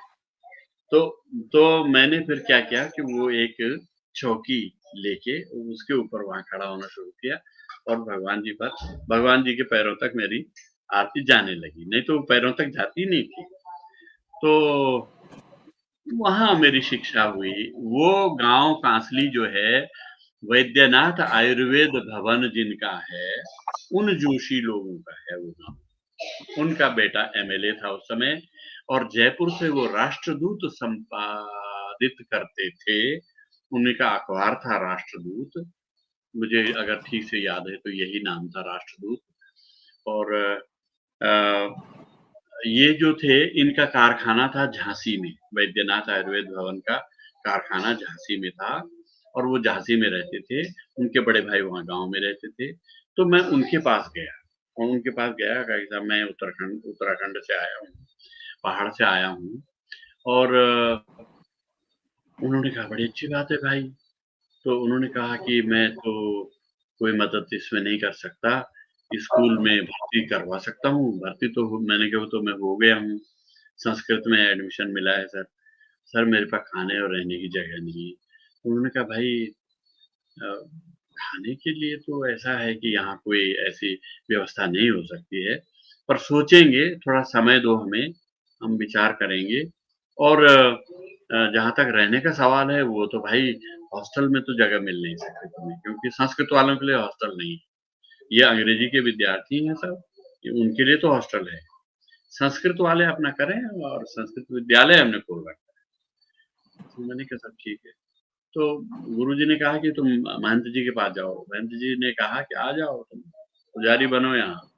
सुबह शाम की आरती उतारनी है, स्कूल जाओ, फिर कोई भोजन करो, दूध पियो, भैंसें थी और ऊँट पे बैठ के मैं जाता था, मूँगफली के खेत से मूँगफली लाता था और मैंने ऊँट चलाना भी सीखा और वहाँ रह गया मैं और ग्वार की फली इस खा के और राजस्थान का पानी पी के मैं बड़ा हुआ हूँ। 11 वर्ष मैंने राजस्थान में बिताए और कहाँ-कहाँ बिताए हैं वो बस संक्षेप में गिना दूँ। पिलानी, कांसली से मैं पिलानी चला आया। पिलानी के बाद पुष्कर एक जगह है, पुष्कर संस्कृत विद्यालय बहुत अच्छा है, वहाँ रहा और बगड़ एक गाँव है जहाँ का कृष्ण कल्पित एक कवि लेखक भी है और वो दूरदर्शन के डायरेक्टर भी रहे हमारे मित्र। तो कृष्ण कल्पित के गाँव में रहा मैं और कृष्ण कल्पित के पिताजी बड़े समाज सेवी थे। उनका एक वाचनालय था, वहाँ अखबार पढ़ता था मैं जाके और उस मारवाड़ी सेठों ने और कुछ किया हो न किया हो पर एक बहुत अच्छा काम किया कि अपने गाँव में उन्होंने पाठशालाएँ और हॉस्पिटल, छोटे-छोटे दवा केंद्र, औषधि केंद्र, ये खोल के लोगों की सेवा की और मुझे वहाँ बहुत मदद मिली। मैं वहीं पढ़ा, उन्हीं स्कूलों में रहा और वहाँ से इस बीच एक डेवलपमेंट और है, वो ये कि जो मेरा नेत्रहीन भाई था, उसको मैं राजस्थान ले गया। राजस्थान ले गया, घर से संपर्क किया, चिट्ठी लिखी, मैं राजस्थान में हूँ और इसको आप मेरे साथ भेज दीजिए। तो वो ले आए उसको और मेरे को सौंप दिया और अजमेर में सबसे पहला ब्लाइंड स्कूल खुला था। एक देहरादून में खुला था, एक अजमेर में खुला था और भी खुला होगा, मुझे जानकारी नहीं। बट आदर्श नगर अजमेर में एक ब्लाइंड स्कूल खुला, वो बहुत अच्छा था और उसके प्रिंसिपल थे, वो साइटेड थे, वो ब्लाइंड नहीं थे। वो बंगाली बाबू थे, बहुत अच्छे व्यक्ति थे। तो उन्होंने मुरलीधर को वहाँ भर्ती कर लिया, मेरे भाई को, और उसने वहाँ से राजस्थान बोर्ड से इंटरमीडिएट पास करके निकला वहाँ से। और जब उसने इंटरमीडिएट पास कर लिया और मैं भी हाई स्कूल इंटरमीडिएट किसी तरह पास हो गया, तो मैं उसको लेके फिर बनारस चला गया और बनारस बीएचयू में हमने एडमिशन लिया। और इस बीच और घटना हुई, वो ये हुई कि आर्थिक स्थिति वीक थी, घर से कोई संबंध नहीं था, तो फिर इसको तो कुछ थोड़ी स्कॉलरशिप मिल जाती थी ब्लाइंड होने के नाते, थोड़ी-सी, और वहाँ इसको हॉस्टल में भी जगह मिल गई। मुझे वो भी नहीं मिली। मैं थर्ड क्लास विद्यार्थी रहा हूँ भाई, मैं अच्छा विद्यार्थी नहीं हूँ, आदर्श विद्यार्थी नहीं हूँ। और लेकिन आदर्श पाठक मैं ज़रूर रहा कि मैंने बहुत सारी किताबें फालतू पढ़ी। फालतू किताबें मैंने पढ़ी, कोर्स की काश के पढ़ लेता, तो मैं कहीं से कहीं पहुँच जाता, किसी कॉम्पिटिशन में निकल जाता। तो मैं एक तरीके से बस भूख के कगार पर रहते हुए बीमार हो गया बनारस में। डॉक्टरों ने मुझे सलाह दी, पहाड़ी हो, पहाड़ चले जाओ, बच जाओगे, तुमको एसिडिटी है और तुम मर जाओगे यहाँ। तुम भूखे रहते हो बहुत और तुम्हारे उसमें छाले पड़े हुए हैं पेट में और तुम चले जाओ। तो मैं चला आया। मैंने अपने भाई को छोड़ दिया वहाँ, उसके लिए मैंने कहा तू यहाँ रह, तेरे लिए व्यवस्था होगी, कुछ करेंगे, हम भी करेंगे, तो स्कॉलरशिप तुझे मिलती है। तो उसने तो बीए में एडमिशन लेके वहीं वो रहने लगा। बिरला हॉस्टल में उसको जगह मिल गई और मैं वापस आ गया उत्तरकाशी। उत्तरकाशी वापस आया तो घर की स्थिति बड़ी खराब थी। मैं आर्मी में भर्ती हुआ। मैं आर्मी में भर्ती हुआ, 40-41 100 मेरा नंबर था और मैं गढ़वाल राइफल में भर्ती हो गया। लैंसडाउन एक जगह है गढ़वाल में, बड़ी अच्छी जगह है, वहाँ आर्मी हेडक्वार्टर है, वहाँ भर्ती हो गया और मैं 1-2 साल आर्मी में रहा। वहाँ से मुझे जाना था नागालैंड कंपनी को हमारी, और इस बीच जो एक क्रांतिकारी परिवर्तन हुआ, वो ये हुआ कि मैंने एक दिन पूरे कंटेनमेंट एरिया में कोई लेटर बॉक्स नहीं था। आर्मी में लेटर बॉक्स नहीं, कोई चिट्ठी नहीं भेज सकता था। अच्छा, अब भेज सकता हो तो पता नहीं, उस समय तो नहीं था। तो जब मैं व्यायाम में सुबह-सुबह दौड़ के, जहरी खाल एक जगह है, बहुत दूर है, वहाँ जाता था, तो रास्ते में सिविलियन लाइफ में एरिया में लेटर बॉक्स दिखा। तो मैंने एक दिन रात को एक कॉपी से पन्ना फाड़ा और उसमें लिखा, वीके कृष्ण मेनन की सेवा में महोदय, मुझे आर्मी से मुक्ति चाहिए, मुझे छोड़ दो। और आप यकीन करिए कि 6 महीने से अधिक समय व्यतीत हो गया, मैं भूल गया। और बैरंग चिट्ठी थी वो, मेरे पास कुछ नहीं था वहाँ साधन, और तनख्वाह भी नहीं ली थी मैंने, मेरी तनख्वाह भी जमा थी, तो खाना मिल जाता था। तो वहाँ से वो चिट्ठी गई होगी, और बैरंग चिट्ठी कौन छुड़ाता है, सरकार को क्या बैरंग, चला गया वो, मिल गया। तो जब मिल गया उनको पत्र होगा, मैं कल्पना करता हूँ, तो उन्होंने, वो तो अंग्रेजी का आदमी था, वीके कृष्ण मेनन के बारे में तो ये था ना कि संयुक्त राष्ट्र संघ में उन्होंने 18 घंटे का एक भाषण दिया जी। और वो चूंकि नेहरू जी के मित्र थे, तो नेहरू जी के मित्र तो अंग्रेजी के बिना नहीं हो सकता कोई आदमी। सही बात है। नेहरू जी की तो खैर हिंदी भी अच्छी थी, खास करके जी जी हिंदी के लिए हिंदुस्तानी ये हिंदी जो शब्द है उन्होंने प्रयोग किया कि हिंदुस्तानी हिंदी, मतलब जो यहाँ के लोग बोलते हो ज्यादा, जिसमें उर्दू मिश्रित हो। इस तरह बहुत अच्छी भाषा थी नेहरू जी की। और उन्होंने वीके कृष्ण मेनन ने अपने पीए से पूछा होगा कि क्या है ये फटा-फटा सा कागज, काहे का है? क्या है इसमें लिखा हुआ? तो उसने बताया होगा सर कोई आर्मी में सिपाही है, वो बेचारा कह रहा है कि मुझे छोड़ दीजिए, मेरे घर में बड़ी परिस्थिति खराब है, पिता अंधे हैं, भाई अंधा है और क्या-क्या है। ये सब कुछ सच-झूठ उसमें था और वो सब उन्होंने बताया होगा उसने।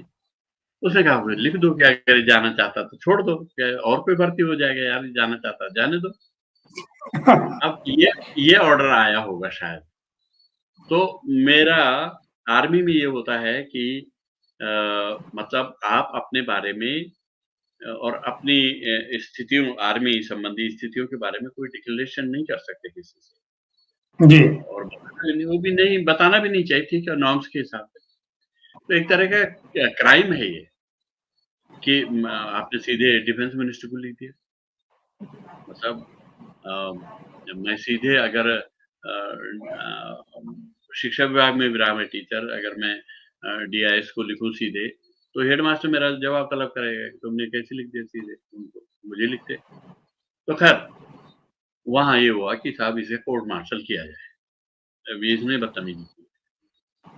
अब मुझे वो रात बितानी मुश्किल हो गई, क्योंकि जब बैरिक में ये खबर फैली कि कल मेरा कोर्ट मार्शल होगा, तो मुझे रात भर नींद नहीं आई। और कहा कि सुबह 8 बजे बड़े दरबार में तुम्हारी हाज़िरी है। तो रात भर तो मैंने जूता चमकाया अपना, क्योंकि अगर आपका ड्रेस और लुक स्मार्ट नहीं है तो फिर आप क्या फौजी हैं आप। तो मैं अपना ये सब सोचा कि क्यों मेरी क्यों क्या कसूर है मेरा? मुझे बिल्कुल भूल गया मैं कि वो कब 6 महीने, साल भर पहले कोई पत्र वो मेरे दिमाग में नहीं पत्र। जब मैं वहाँ गया तो सब कपूर साहब थे, वो पंजाबी फिर वो सुदर्शन व्यक्ति। बाद में मैंने उसकी फ़िल्म देखी, चार्ली चैपलिन की एक फ़िल्म द ग्रेट डिक्टेटर। उसमें जो सेनापति का रोल करता है, जो उस जैसा था वो। वो ऑफिस बहुत सुंदर आदमी और बड़ा स्मार्ट। तो अब मैं भी स्मार्ट हो गया था, लेकिन मतलब मानसिक स्थिति मेरी बड़ी विचलित थी, डामाडोल थी। मैं कहीं स्थिर नहीं हो पाता था। मैं एक मैं न तो नदी की तरह था, न तालाब की तरह था कि तालाब की तरह मैं रुका पड़ा रहूँ, पानी है और खींचता रहूँ, ऐसा भी मैं नहीं चाहता था। ना मैं नदी की तरह बहुत ज़्यादा तेज़ भागना चाहता था, ऐसा भी नहीं था। तो फिर मैं क्या था, मैं तो आज भी नहीं समझ पाता हूँ कि उन स्थितियों को। तो मैंने उनके दरबार में हाज़िरी दी। उन्होंने कहा कि लीलाधर शर्मा नाम है मेरा सर्टिफ़िकेट में, और पुत्र श्री कमला प्रसाद शर्मा। तो उन्होंने बाकायदा वल्दियत के साथ मुझे पुकारा, बाकायदा कोर्ट थी वो, और जी कहा जी कि कोर्ट में जो तो आपने डिफेंस मिनिस्टर को पत्र लिखा। अरे! तब मेरी समझ में आया कि मैंने कहा सर ये तो बहुत पुरानी बात हो गई है। बोले नहीं आपने पत्र लिखा कि नहीं लिखा? मैंने कहा जी लिखा। मैंने कहा झूठ बोलने से तो काम चलेगा नहीं। तो उन्होंने कहा कि आपने क्राइम किया है। सर मैंने कहा सर मुझे इसकी जानकारी नहीं है कि मुझे नहीं लिखना चाहिए, कि लॉ को न जानना भी, इग्नोरेंस जो है ना, वो भी अपराध है। आप एक सोल्जर हैं, आप देश के सिपाही हैं, आप पढ़े लिखे हैं, आप ये हैं, वो हैं, तो आपको पता होना चाहिए ना कि क्या नियम है। नियम ये है कि आप नहीं लिख सकते। तो मैं चुप रहा, मैंने कहा सर ये तो मैंने किया। तो आपका क्यों ना कोर्ट मार्शल किया जाए? कोर्ट मार्शल जानते, एक लड़का था, उसका कोर्ट मार्शल देखा है मैंने, तो वो पागल हो गए थे। उसको इतना टॉर्चर किया गया, मतलब अकेला छोड़ दिया गया, सारी कई चीज़ें छोड़िए, उसका वर्णन नहीं करूँगा। तो अब ये हुआ कि कभी उस कागज को देखे, कभी उसके पास शायद वो एप्लीकेशन भी था और ऑर्डर भी था। ऑर्डर डेफिनेटली मेरे खिलाफ नहीं था, इसलिए कह रहा हूं मैं कि उसका स्वर बदल गया लास्ट में, कि सारी बहस के बाद उन्होंने कहा कि अरे भाई गिराधर शर्मा जी, आप चाहते क्या हैं? आप रहना चाहते हो, जाना चाहते हो? मैंने कहा सर जाना चाहता हूं। बोले कहाँ जाओगे? मैंने कहा सर मेरी इच्छा है कि मैं यहाँ से सीधे जो मैंने एप्लीकेशन में लिखा है माता पिता की सेवा, क्योंकि मैं घर ही जाऊंगा सर। मैंने कहा क्योंकि उसमें यही लिखा था ना मैंने, कि मैं अपने माता पिता की सेवा करना चाहता हूँ, जो कि मैंने आज तक नहीं की। तो हाँ, मतलब अपनी सेवा में लगे रहे भाई, अपने इधर-उधर भागते रहे, छिपते रहे या कुछ करते रहे। तो उसने कहा अच्छा ठीक है, भाई चलिए घंटी बजाई, इनका लाइए सर्विस बुक लाइए। और सर्विस बुक पे सर्टिफिकेट जो देते हुए उन्होंने कहा कि मैं तुम्हारी उम्र को देख के तरस खा रहा हूँ, तुम अभी बहुत छोटे हो, तुम्हारे सामने बहुत बड़ा फ्यूचर है, इसलिए मैं तुम्हारा वास्तविक जो कारनामा है वो नहीं लिख रहा हूँ। मैं लिख रहा हूँ आर्मी छोड़ने का कारण स्वेच्छा से, तो हिंदी में लिखा हूँ स्वेच्छा से, मोटा-मोटा दूर से दिख रहा है, स्वेच्छा से। मुझे सर बहुत धन्यवाद। तो मैं आर्मी से आ गया। मुझे पहली बार ज़िंदगी में मेरी जो उस समय की तनख्वाह थी, करीब 35-3800 रुपया मिला। पहली बार मैंने इतने नोट देखे। तो वो लेके मुझे टिकट मिला घर का, मैंने ऋषिकेश आने का, उत्तरकाशी तक का खर्चा वो मिला। मैं अपने गाँव के एक भर्ती होने आए लड़के को मैंने कुछ टिकट थमा दिया, कुछ पैसा भी दिया कि तुम वापस जाना चाहते हो तो चले जाओ, ये टिकट ले जा रहा है, अपना नाम लीलाधर शर्मा बताना। और उसने ले लिया, तो आए होगा उससे वापस। बाद में वो नाराज भी हुआ कि आपने मुझे भर्ती नहीं होने दिया। अरे मैंने कहा मैंने तो आपको खर्चा दिया भाई, भर्ती होने मैंने रोका नहीं आपको। तो कहने का मतलब ये भाई पांडे जी, कि मैं आर्मी से भी मुक्त हुआ और मैं फिर बीएचयू भी चला गया, बनारस हिंदू विश्वविद्यालय। बनारस में भिखारी भी भूखों नहीं मरता। बनारस ऐसा शहर है, उसमें प्राचीनता भी है, आधुनिकता भी है और उसमें कलात्मकता भी है। और बनारस में तो भाई अब लोग बदल गए हों तो बदल गए हों, उस समय तो ये था कि अब सवाल ही नहीं उठता आपके भूखे रहने। और मेरे पास तो पैसे भी थे नहीं। मैं अपने भाई को लेके मीर घाट एक जगह है, वहाँ एक कमरा लिया। कमरा भी फ्री मिला मुझे, क्योंकि स्कूल था, तो वहाँ मैं संस्कृत विद्यालय में भर्ती हुआ। एडमिशन मैंने बीएचयू में ले लिया। फिर मैं पढ़ाई शुरू करी, फिर ढंग से पढ़ा-वढ़ा।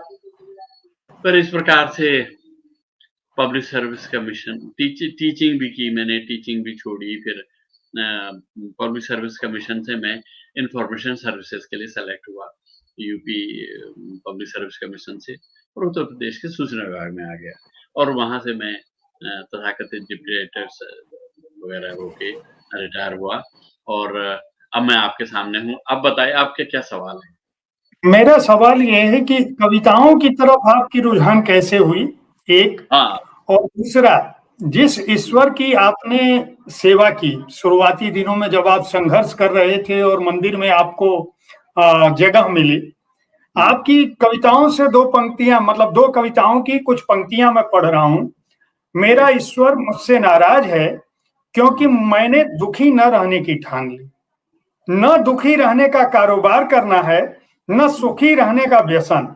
मेरी परेशानियां और मेरे दुख ही ईश्वर का आधार क्यों। एक आपकी ये कविता की पंक्ति है, और दूसरी कविता भी ईश्वर पर बहुत ही मैं कहता हूं कि एक अलग तरह की कविता है। आपने पूछा है, ईश्वर तुम शब्द हो कि वाक्य हो।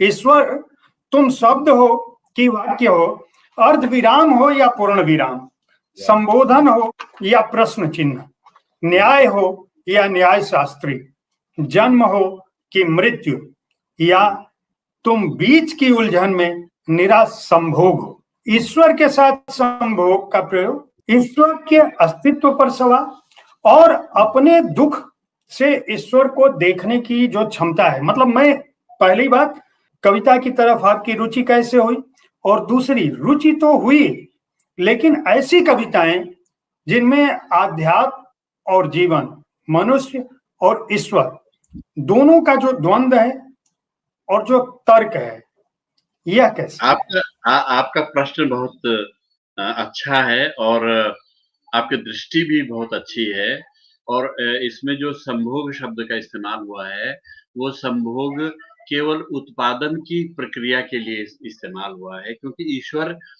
अगर मनुष्य संभोग न करे स्त्री पुरुष, तो ईश्वर का संसार चौपट हो जाएगा और ईश्वर के भक्त सब खत्म हो जाएंगे। तो इसलिए संभोग भी कोई बुरी चीज नहीं है। वो जी जी संभोग भी एक दुनियादारी, दुनिया बनाने का ईश्वरीय साधन है। ईश्वरीय जी साधन है, वो कोई घृणा का विषय नहीं है। और अगर वो न होता तो हमारे माता-पिताओं के द्वारा हम पैदा न हुए होते और हमारे बच्चे भी हमसे पैदा न हुए होते। तो बल्कि अ, एक किताब भी है उनकी संभोग से समाधि तक, बड़ी ओशो अच्छी की, किताब है। रजनीश की। ओशो, रजनीश, बड़ी अच्छी किताब है। तो जी जी ये सब चीज़ें खैर कविता के प्रति जो मेरा रुझान है वो गाँव से ही था। एक तो मैं पहाड़ी में गीत लिखता था और उठ-पटांग मेरा अपना मतलब चलता रहता था। वो मैं गाता था, बजाता था, नाचता था, ये सब अलग बात है। सारे दुखों के बीच कविता ने मुझे बचाया है। मैं जब एक बार इलाहाबाद नौकरी में भी आ गया। एक बार ऐसी परिस्थिति आई, उसका वर्णन नहीं करूँगा, कि मैंने सोचा कि मैं आत्महत्या करूँगा गोमती नदी में। और उसके बाद मैंने एक कविता भी लिखी आत्महत्या, वो तो उनकी आ गई थी आत्महत्या के विरुद्ध, रघुवीर साहब की एक कविता आ गई थी। लेकिन आत्महत्या के बाद मेरी कविता है एक, उसमें ये है कि आत्महत्या की हुई एक स्त्री मिलती है और एक आत्महत्या किया हुआ पुरुष मिलता है। उनमें आपस में संवाद होता है और उसमें संवाद ये होता है कि हम इस दुनिया को आत्महत्या के बाद ही समझ पाए। आत्महत्या से पहले तो हम समझ ही नहीं पाए। आत्महत्या के से पहले हम केवल आत्महत्या करना सीख पाए इस दुनिया में। दुनिया तो अब हमारी समझ में आ रही है आत्महत्या के बाद। तो खैर ईश्वर बल्कि लक्ष्मीकांत वर्मा जी का एक लेख है मेरी कविताओं के बारे में कि दुनिया कैसे आत्महत्या के बाद संसार शुरू होता है। आत्महत्या का मतलब है कि अपनी पूर्व कल्पित धारणाओं के शिकार होने से बचना, और वो भी एक आत्महत्या है कि आप अपने सारे चीज़ों की धज्जियाँ उड़ा दें, छोड़ दें आप सारे नियम मानने बंद कर दें, आप सारे पाखंड मानना बंद कर दें, आप अपना पाखंड बना लें खुद को, ठीक है सब। मनुष्य एक पाखंड से मुक्ति पाता है और दूसरे पाखंड में फँसता है। तो ये तो उसकी ट्रेजेडी है और ये हर व्यक्ति के साथ होता है। पाखंड से कभी मुक्ति मिलती नहीं है। ये भ्रम है कि पाखंड से मैं बच जाऊँ। आप एक पाखंड से बचेंगे तो दूसरा पाखंड आपको अपने अंदर खुद पैदा करना पड़ेगा, कुछ करना पड़ेगा। तो खैर ये बात दूसरी ओर चली जाएगी। आप कहना ही चाह रहे थे कि मैं कविता के संपर्क में कैसे आया। एक तो हमारे घर में मेरे पिताजी बड़े विद्वान आदमी थे। क्रोध ज़रूर उनको आता था, लेकिन वो बड़े पंडित थे। बड़े पंडित इस अर्थ में थे कि उस ज़माने में गीता प्रेस गोरखपुर का कल्याण बाय पोस्ट मँगाते थे। बाय पोस्ट मँगाते थे और शायद उसको मेरे गाँव में आते-आते 15-20 दिन लग जाते होंगे। जी जी है ना? तो वो एक तो मैंने वो देखा बचपन में, कल्याण। कल्याण में बहुत सुंदर बीके मित्रा एक कोई चित्रकार था। जी भगवान के सारे फ़ोटो वो बनाता था। तो मैं सोचता था कि मेरे को मौका मिले तो मैं इसके पास इतने नेगेटिव कहाँ से हैं भगवान के? कहाँ से ये ऐसे मुद्राएँ लाता है भगवान की? और कैसे ये बनाता है इनको इतने सुंदर? बड़े लावण्यपूर्ण, बड़े साँवले रंग के, साँवले रंग को सुंदर बनाना बड़ा कठिन काम है। आप सुनहरे रंग को सुंदर, तो आप बिना नाक नक्शे के ही कहेंगे सुंदर है, ऐसा बस ईश्वर का जो काई जैसा जो रंग है, जो पानी जैसा रंग है, पानी का रंग गोरा नहीं होता है। पानी को जी। आप समुद्र में देखिए, उसमें देखिए तो एक सांवलापन है पानी का। तो उस सांवलेपन में ईश्वर की परिकल्पना जिन लोगों ने की है, मैं उनकी दाद देता हूँ। क्यों? फिर कहा कि विष्णु जल में रहते हैं, समुद्र में रहते हैं। विष्णु का घर कहाँ है? समुद्र में। उस पे व्यंग्य भी है क्षीर संस्कृत सागर। में। क्षीर सागर इसलिए क्षीर के दो अर्थ हैं। क्षीर माने दूध भी होता है और क्षीर माने नीर भी होता है। नीर को भी क्षीर जी जी। कहते हैं, है ना? जी जी। कि नीर क्षीर जी। विवेक जैसे है। तो हाँ वो हाँ। कहते हाँ, वो कहते हैं कि जल में रहता है ना। सांपों के बिस्तर पे सोना भगवान के बस में है। आप और मैं नहीं सो सकते। हम लोगों को दरी दे दो तो वो ज्यादा ठीक है। तो भगवान लगातार सांपों के बिस्तर पे सो रहे हैं, शेष सैया पर। शेष सैया जो है वो सांप की सैया है। तो ये शायद जो प्रथम पुरुष पैदा हुआ होगा ना भारतीय मैथोलॉजी में, कहा तो गया कि ब्रह्मा पैदा हुआ, लेकिन गलत है वो। ब्रह्मा नहीं हुआ पहले विष्णु पैदा हुआ। विष्णु की नाभि से कमल निकला तब उस पर ब्रह्मा पैदा हुआ। अच्छा, और लोग कहते हैं ब्रह्मा विष्णु, विष्णु ब्रह्मा है। क्रॉनिकल ऑर्डर के हिसाब से देखें तो गलत बोल रहे हैं हम। ब्रह्मा विष्णु नहीं होगा, विष्णु ब्रह्मा होगा। पहले विष्णु हुआ, तो विष्णु हुआ माने फर्स्ट मैन। भारतीय मैथोलॉजी के हिसाब से first man on the earth Vishnu, और सेकंड मैन है ब्रह्मा। और तब फिर ब्रह्मा को प्रजापति भी कहते हैं, उसने सारा संसार बढ़ाया। विष्णु की तो कोई संतान नहीं हुई। लक्ष्मी से विवाह जरूर हुआ कि कौन है विष्णु का बेटा। स्त्रियां भले ही उसको पूछती रहती है कि हमारा बच्चा पैदा कर दो, पर लक्ष्मी। अपना नहीं किया। अपना नहीं किया, अपना तो नाभि से कमल निकाल के ब्रह्मा पैदा किया। ये परिकल्पना है, मुझे परिकल्पना लगती है। मुझे लगता है बहुत सुंदर परिकल्पना है, बहुत अच्छी कल्पना है कि आप अपने शरीर से एक पुष्प, एक कमल पैदा करें, एक कोई ऐसी रचना करें कि जो संसार को बढ़ाए आगे। तो विष्णु जो है, शब्द जो है, इसका मैं आपको शास्त्रीय अर्थ नहीं बता सकता, कहीं है भी नहीं। लेकिन चूंकि मैं संस्कृत का विद्यार्थी हूँ, पाणिनि इस बात की इजाजत देता है कि आप शब्दों के अर्थ स्वयं पैदा कर सकते हैं। तो मैं स्वयं पैदा करने में लगा रहा कि विष्णु का क्या अर्थ है। विष्णु शब्द विष और अणु से बना है, विषाणु। तो जल में जो व्यक्ति रहेगा वो अणुओं का और विषाणुओं का शिकार होगा। और पहला व्यक्ति था जो जल में भी रहता था और थल में भी रहता था। बड़ा मुश्किल है रह पाना। आप थल में भी रहें, जल में भी रहें। बाकी कोई देवता ऐसा नहीं है जो जल और थल दोनों में रहता हो। अवतारवाद की जो थ्योरी है भारतवर्ष में, उसमें सबसे पहले आपका मत्स्यावतार,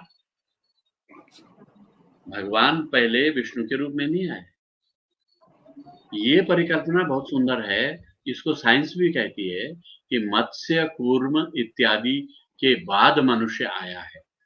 तो ये क्रमिक विकास की जो थ्योरी है, इवोल्यूशन की थ्योरी जो है, वो तो हमारे कथानक में जुड़ी हुई है कि पहले कूर्मावतार, मत्स्यावतार और शुकर अवतार। शुकर ही एक ऐसा प्राणी है, आपको मालूम है, शायद रुहेलखंड में, झांसी में शायद, या झांसी के पास कोई जगह है, मैं अभी याद नहीं कर पा रहा हूँ। वहां भगवान शुकर का मंदिर है और उसमें शुकर अवतार की पूजा होती है। वो शुकर की तरह, बाकी उसके हाथ पैर हैं और चेहरा उसका शुकर का है। तो वो सृष्टि में उस तत्व को पैदा करने के लिए आया जो विषैला तत्व था, उसको खाने के लिए। और विष्णु विषाणुओं के बीच विष्णु का अवतार। उस मनुष्य की जो जीवनी शक्ति थी, जो उसकी प्राण शक्ति थी, वो कितनी बड़ी रही होगी, इतने विषाणुओं के बीच बच गया हो। पहले कितने विष्णु हुए होंगे जो मर गए होंगे, तब एक विष्णु बचा होगा। तो वो विष्णु जो है, उसने सोचा कि वो कभी पानी में चला जाता होगा, कभी थल में चला जाता होगा।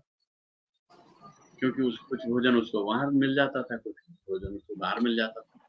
इस संसार का चक्र इसी तरह के विषाणु से बने हुए मनुष्य और विषाणुओं को परास्त करके बचे हुए मनुष्य के द्वारा ही मनुष्य सभ्यता आगे बढ़ी है। ये भारतीय मूल चिंतन है। ये भारत का मूल चिंतन है कि हम विष्णु से पैदा हुए हैं। वो जो विष्णु है, जो विषाणुओं से लड़कर बना है, और संस्कृत में तो उस पर व्यंग्य भी किया जाता है कि दो ही आदमी हैं जो अपने ससुराल में रहते हैं। एक विष्णु, वो सागर पुत्री लक्ष्मी। सागर पुत्री इसलिए है कि सागर को ही माना जाता था कि वही धन दे सकता है। उसमें तरह-तरह की चीजें आती हैं, आप बटोर सकते हैं तो बटोर लो, और उनमें से कुछ चीजें अपने लायक बना लो तो तुम धनवान हो जाओगे, लक्ष्मी पुत्र हो जाओगे। और दूसरे हैं जो बर्फ में रहते हैं, वो शंकर हैं। पानी के दो रूप हैं। उसका एक रूप तो वर्षा का है, वर्षा के बाद उसका बर्फ का रूप है, और उसके बाद समुद्र का रूप है, नदियों का रूप है और फिर समुद्र का रूप। तो जल रूप में दो व्यक्ति रहते हैं, एक विष्णु रहता है, एक शंकर रहता है। और शंकर जो है पानी में नहीं, समुद्र में नहीं रह सकता। शंकर गोताखोर नहीं है। शंकर के जीवन में कोई प्रसंग नहीं है नदी तैरने का, और उसका कोई आप मुझे कथा सुना दीजिए कि उस कथा में भगवान शंकर ने नदी पार कर दी। वो तुरंत स्वयंभू हैं, बिन माँ बाप के हैं, आ जाते हैं, ठीक है। और ये विष्णु भी स्वयंभू है, माँ बाप का ठिकाना नहीं है, पता ही नहीं है, लापता लावारिस लड़के हैं ये सब जो बड़े बने। और हाँ, मतलब आश्चर्य होता मुझे। तो ये कैसे, मतलब इन लोगों ने अपने अस्तित्व की रक्षा की होगी, किस तरह से जिजीविषा रही होगी इनकी इस संसार में आने की, कितने कष्ट झेले होंगे भगवान ने, बहुत कष्ट झेले होंगे, तभी वो कष्ट निवारण की शक्ति उसमें आई होगी। तो ये सब मैं सोचता रहता हूँ, ये मेरी खुराफात भी हो सकती है, पर पहले से मैं ऐसे सोचता रहा, तो मैंने वही लिखा जो मैंने सोचा, जी। और उसी को कविता का विषय भी बनाया। आपकी आपकी एक और कविता, मैं प्रेम पर अब आता हूँ। ईश्वर हो गए, आपका संघर्ष हो गया, आपका जीवन हो गया। प्रेम पर आपके विचार, मतलब आपके जीवन में प्रेम किस रूप में रहा है? और मैं एक कविता आपकी प्रेम पर लिखी है। प्रेम खुद एक भोग है, जिसमें प्रेम करने वाले को भोगता है प्रेम। प्रेम खुद एक रोग है, जिसमें प्रेम करने वाले रहते हैं बीमार। प्रेम जो सब बंधनों से मुक्त करे, मुश्किल है।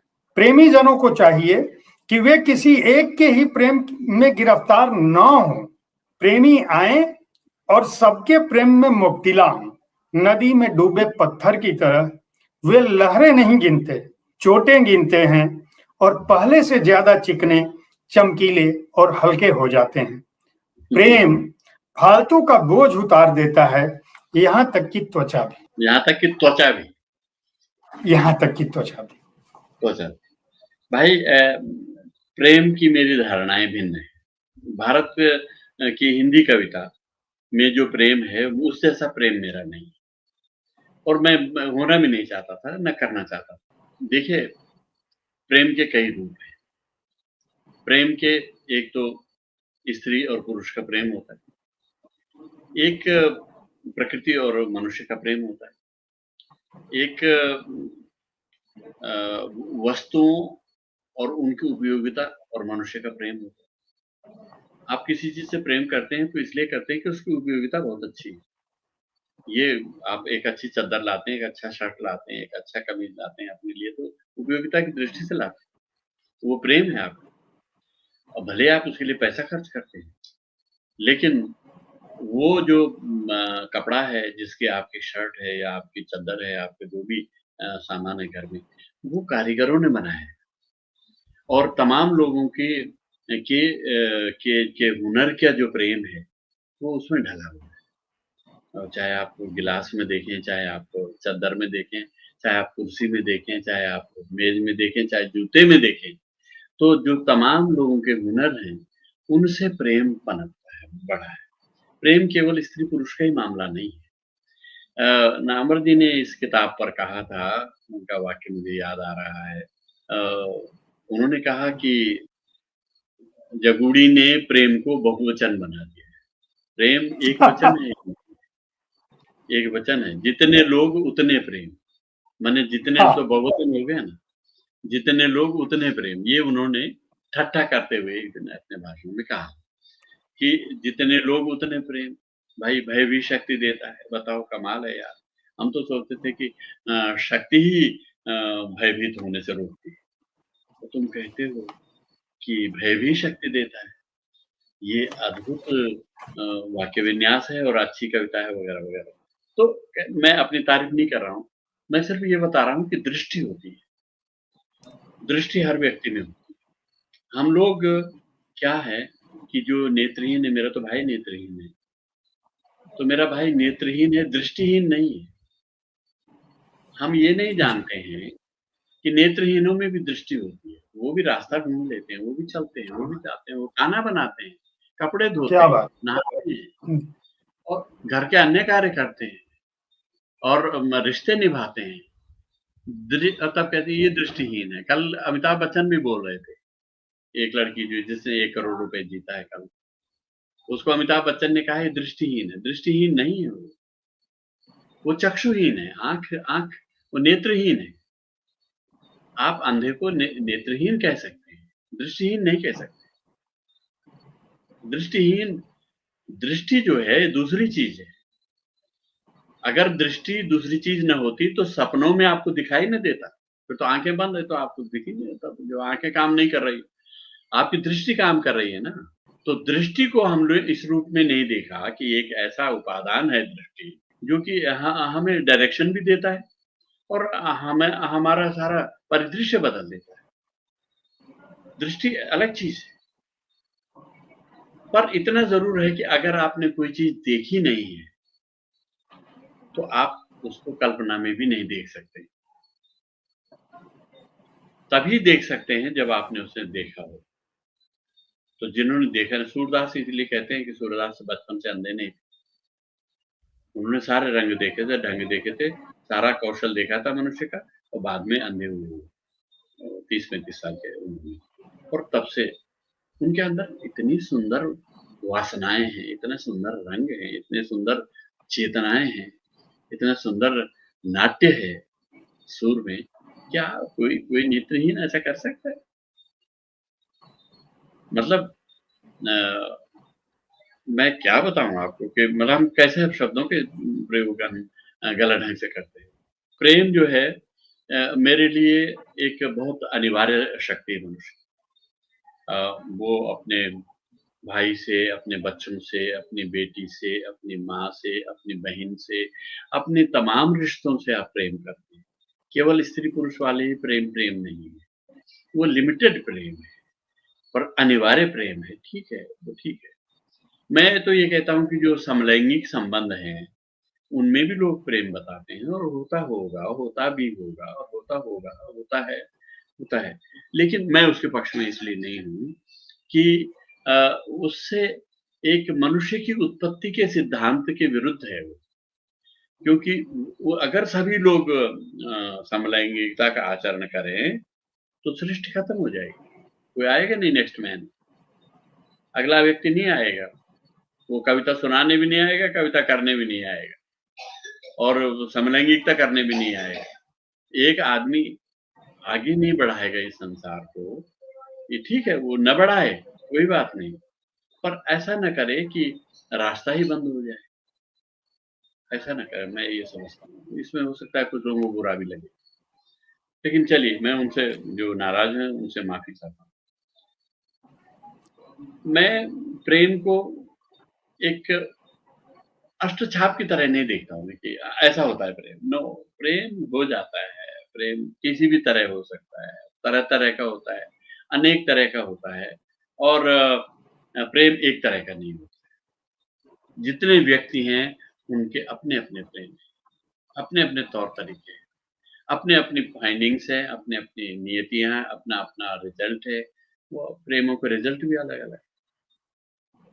किसी के लव मैरिज है तो सुंदर जीवन चल रहा है, किसी की लव मैरिज है तो 3 बार तलाक हो। तो प्रेम तलाक के बाद का प्रेम, तो ये प्रेम का एक स्वरूप वो भी उस पर अब शायद बहुत कम लिखा गया है, तलाक के बाद का प्रेम, ये भी होना चाहिए। तो प्रेम के कई रूप हैं भाई, एक रूप नहीं है प्रेम। इन दिनों आप क्या कर रहे हैं? इन दिनों एक तो मैं पछता रहा हूँ। पछता इसलिए रहा हूँ कि मैंने ये सब इतना क्यों किया। 15 संग्रह आ गए मेरे, कौन जानता है मुझे आपके अलावा? आप इसलिए ऐसी जानते बात हैं, नहीं आप या इसलिए जानते हैं, आप पढ़ाकू व्यक्ति हैं, आप जानते हैं। 2-4 मित्र और हैं, वो भी जानते होंगे। लेकिन एक कवि का संसार मैंने अपने ढंग से बदला है। उस बदले हुए आहट, ठीक है, ओम निश्चल जैसे मित्र हैं, बहुत सारे मित्र हैं जो इन आहटों को लेते थे, नई आहटों के बारे में सजग हैं। कुछ लोग बड़े विद्वान लोग हमारे बीच से चले गए हैं, बड़ा दुखद है नावटी का जाना।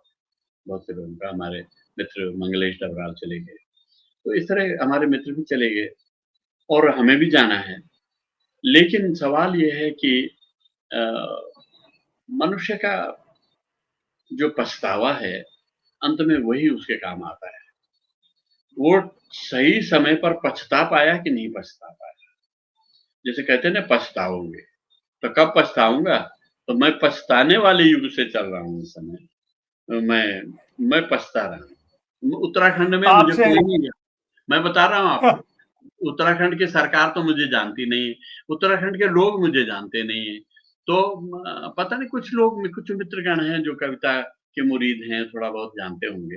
बट जैसा होता है कि एक व्यक्ति की 80 वर्ष की उम्र की उपस्थिति मेरी क्या है इस समाज में, कहाँ है?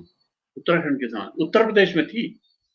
उत्तर प्रदेश से हम अलग न हुए होते तो उत्तर प्रदेश में तो मुझे पद्मश्री भी मिला, उत्तर प्रदेश में तो मुझे बहुत कुछ मिला। उत्तराखंड में क्या मिला उत्तराखंड के अलावा? और उत्तराखंड के अलावा उत्तराखंड में बहुत कुछ है। और उत्तराखंड जो है, इसको लोग उत्तराखंड कहते हैं, ये उत्तराखंड कोई नहीं बोलता। ये उत्तराखंड जो है उत्तराखंड हो गया है, और उतर गया तो भाई तो बड़ा मुश्किल है। उत्तराखंड का अर्थ लोग कहते हैं कि उत्तरा का खंड है ये। मेरा निवेदन ये है आपके माध्यम से कि उत्तरा, जो अभिमन्यु की पत्नी थी उत्तरा, उसका खंड नहीं है ये, क्योंकि वो यहाँ की नहीं थी, वो यहाँ की नहीं थी। उत्तराखंड उत्तरा का नहीं है, उत्तराखंड है। और इसका अर्थ न यहाँ की राज्य सरकार जानती है, न उसने जानने की कोशिश की है। ये बना है अखंड उत्तर से, उत्तर धन अखंड, तब उत्तर में र में अखंड का अ मिलता है, तब उत्तराखंड बनता है। अखंड उत्तर अर्थ है इसका, अखंड उत्तर। अखंड उत्तर जो स्कंद पुराण में नेपाल से और लुधियाना, इधर कहीं कोई स्थान का नाम भी लिखा हुआ, उसमें श्लोक याद नहीं आ रहा है, तो वहां तक फैला हुआ है। बड़ा विराट रूप है उत्तराखंड का, जिसमें पूर्वांचल है, गढ़वाल इत्यादि, और इधर का हिमाचल है, और ये सारा ये उत्तराखंड है। पूरा हिमालय अखंड उत्तर है, अखंड उत्तर से उत्तराखंड बना है। उत्तराखंड, उत्तराखंड नहीं। अब उतरा, अब उतर गया, ये तो उतरा है, उत्तराखंड हो गया। उत्तराखंड जो है अखंड उत्तर है। अच्छा, इसको सबसे बड़ी भारी बात है कि नदियों का घर है हिमालय में।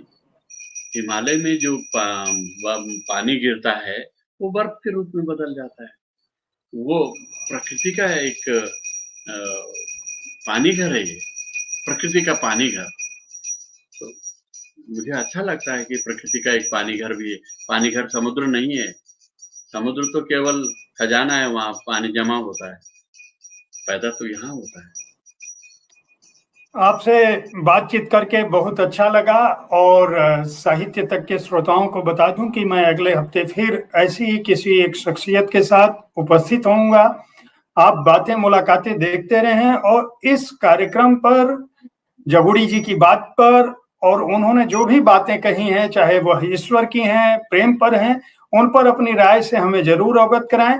आपका बहुत बहुत धन्यवाद और श्रोताओं का भी धन्यवाद।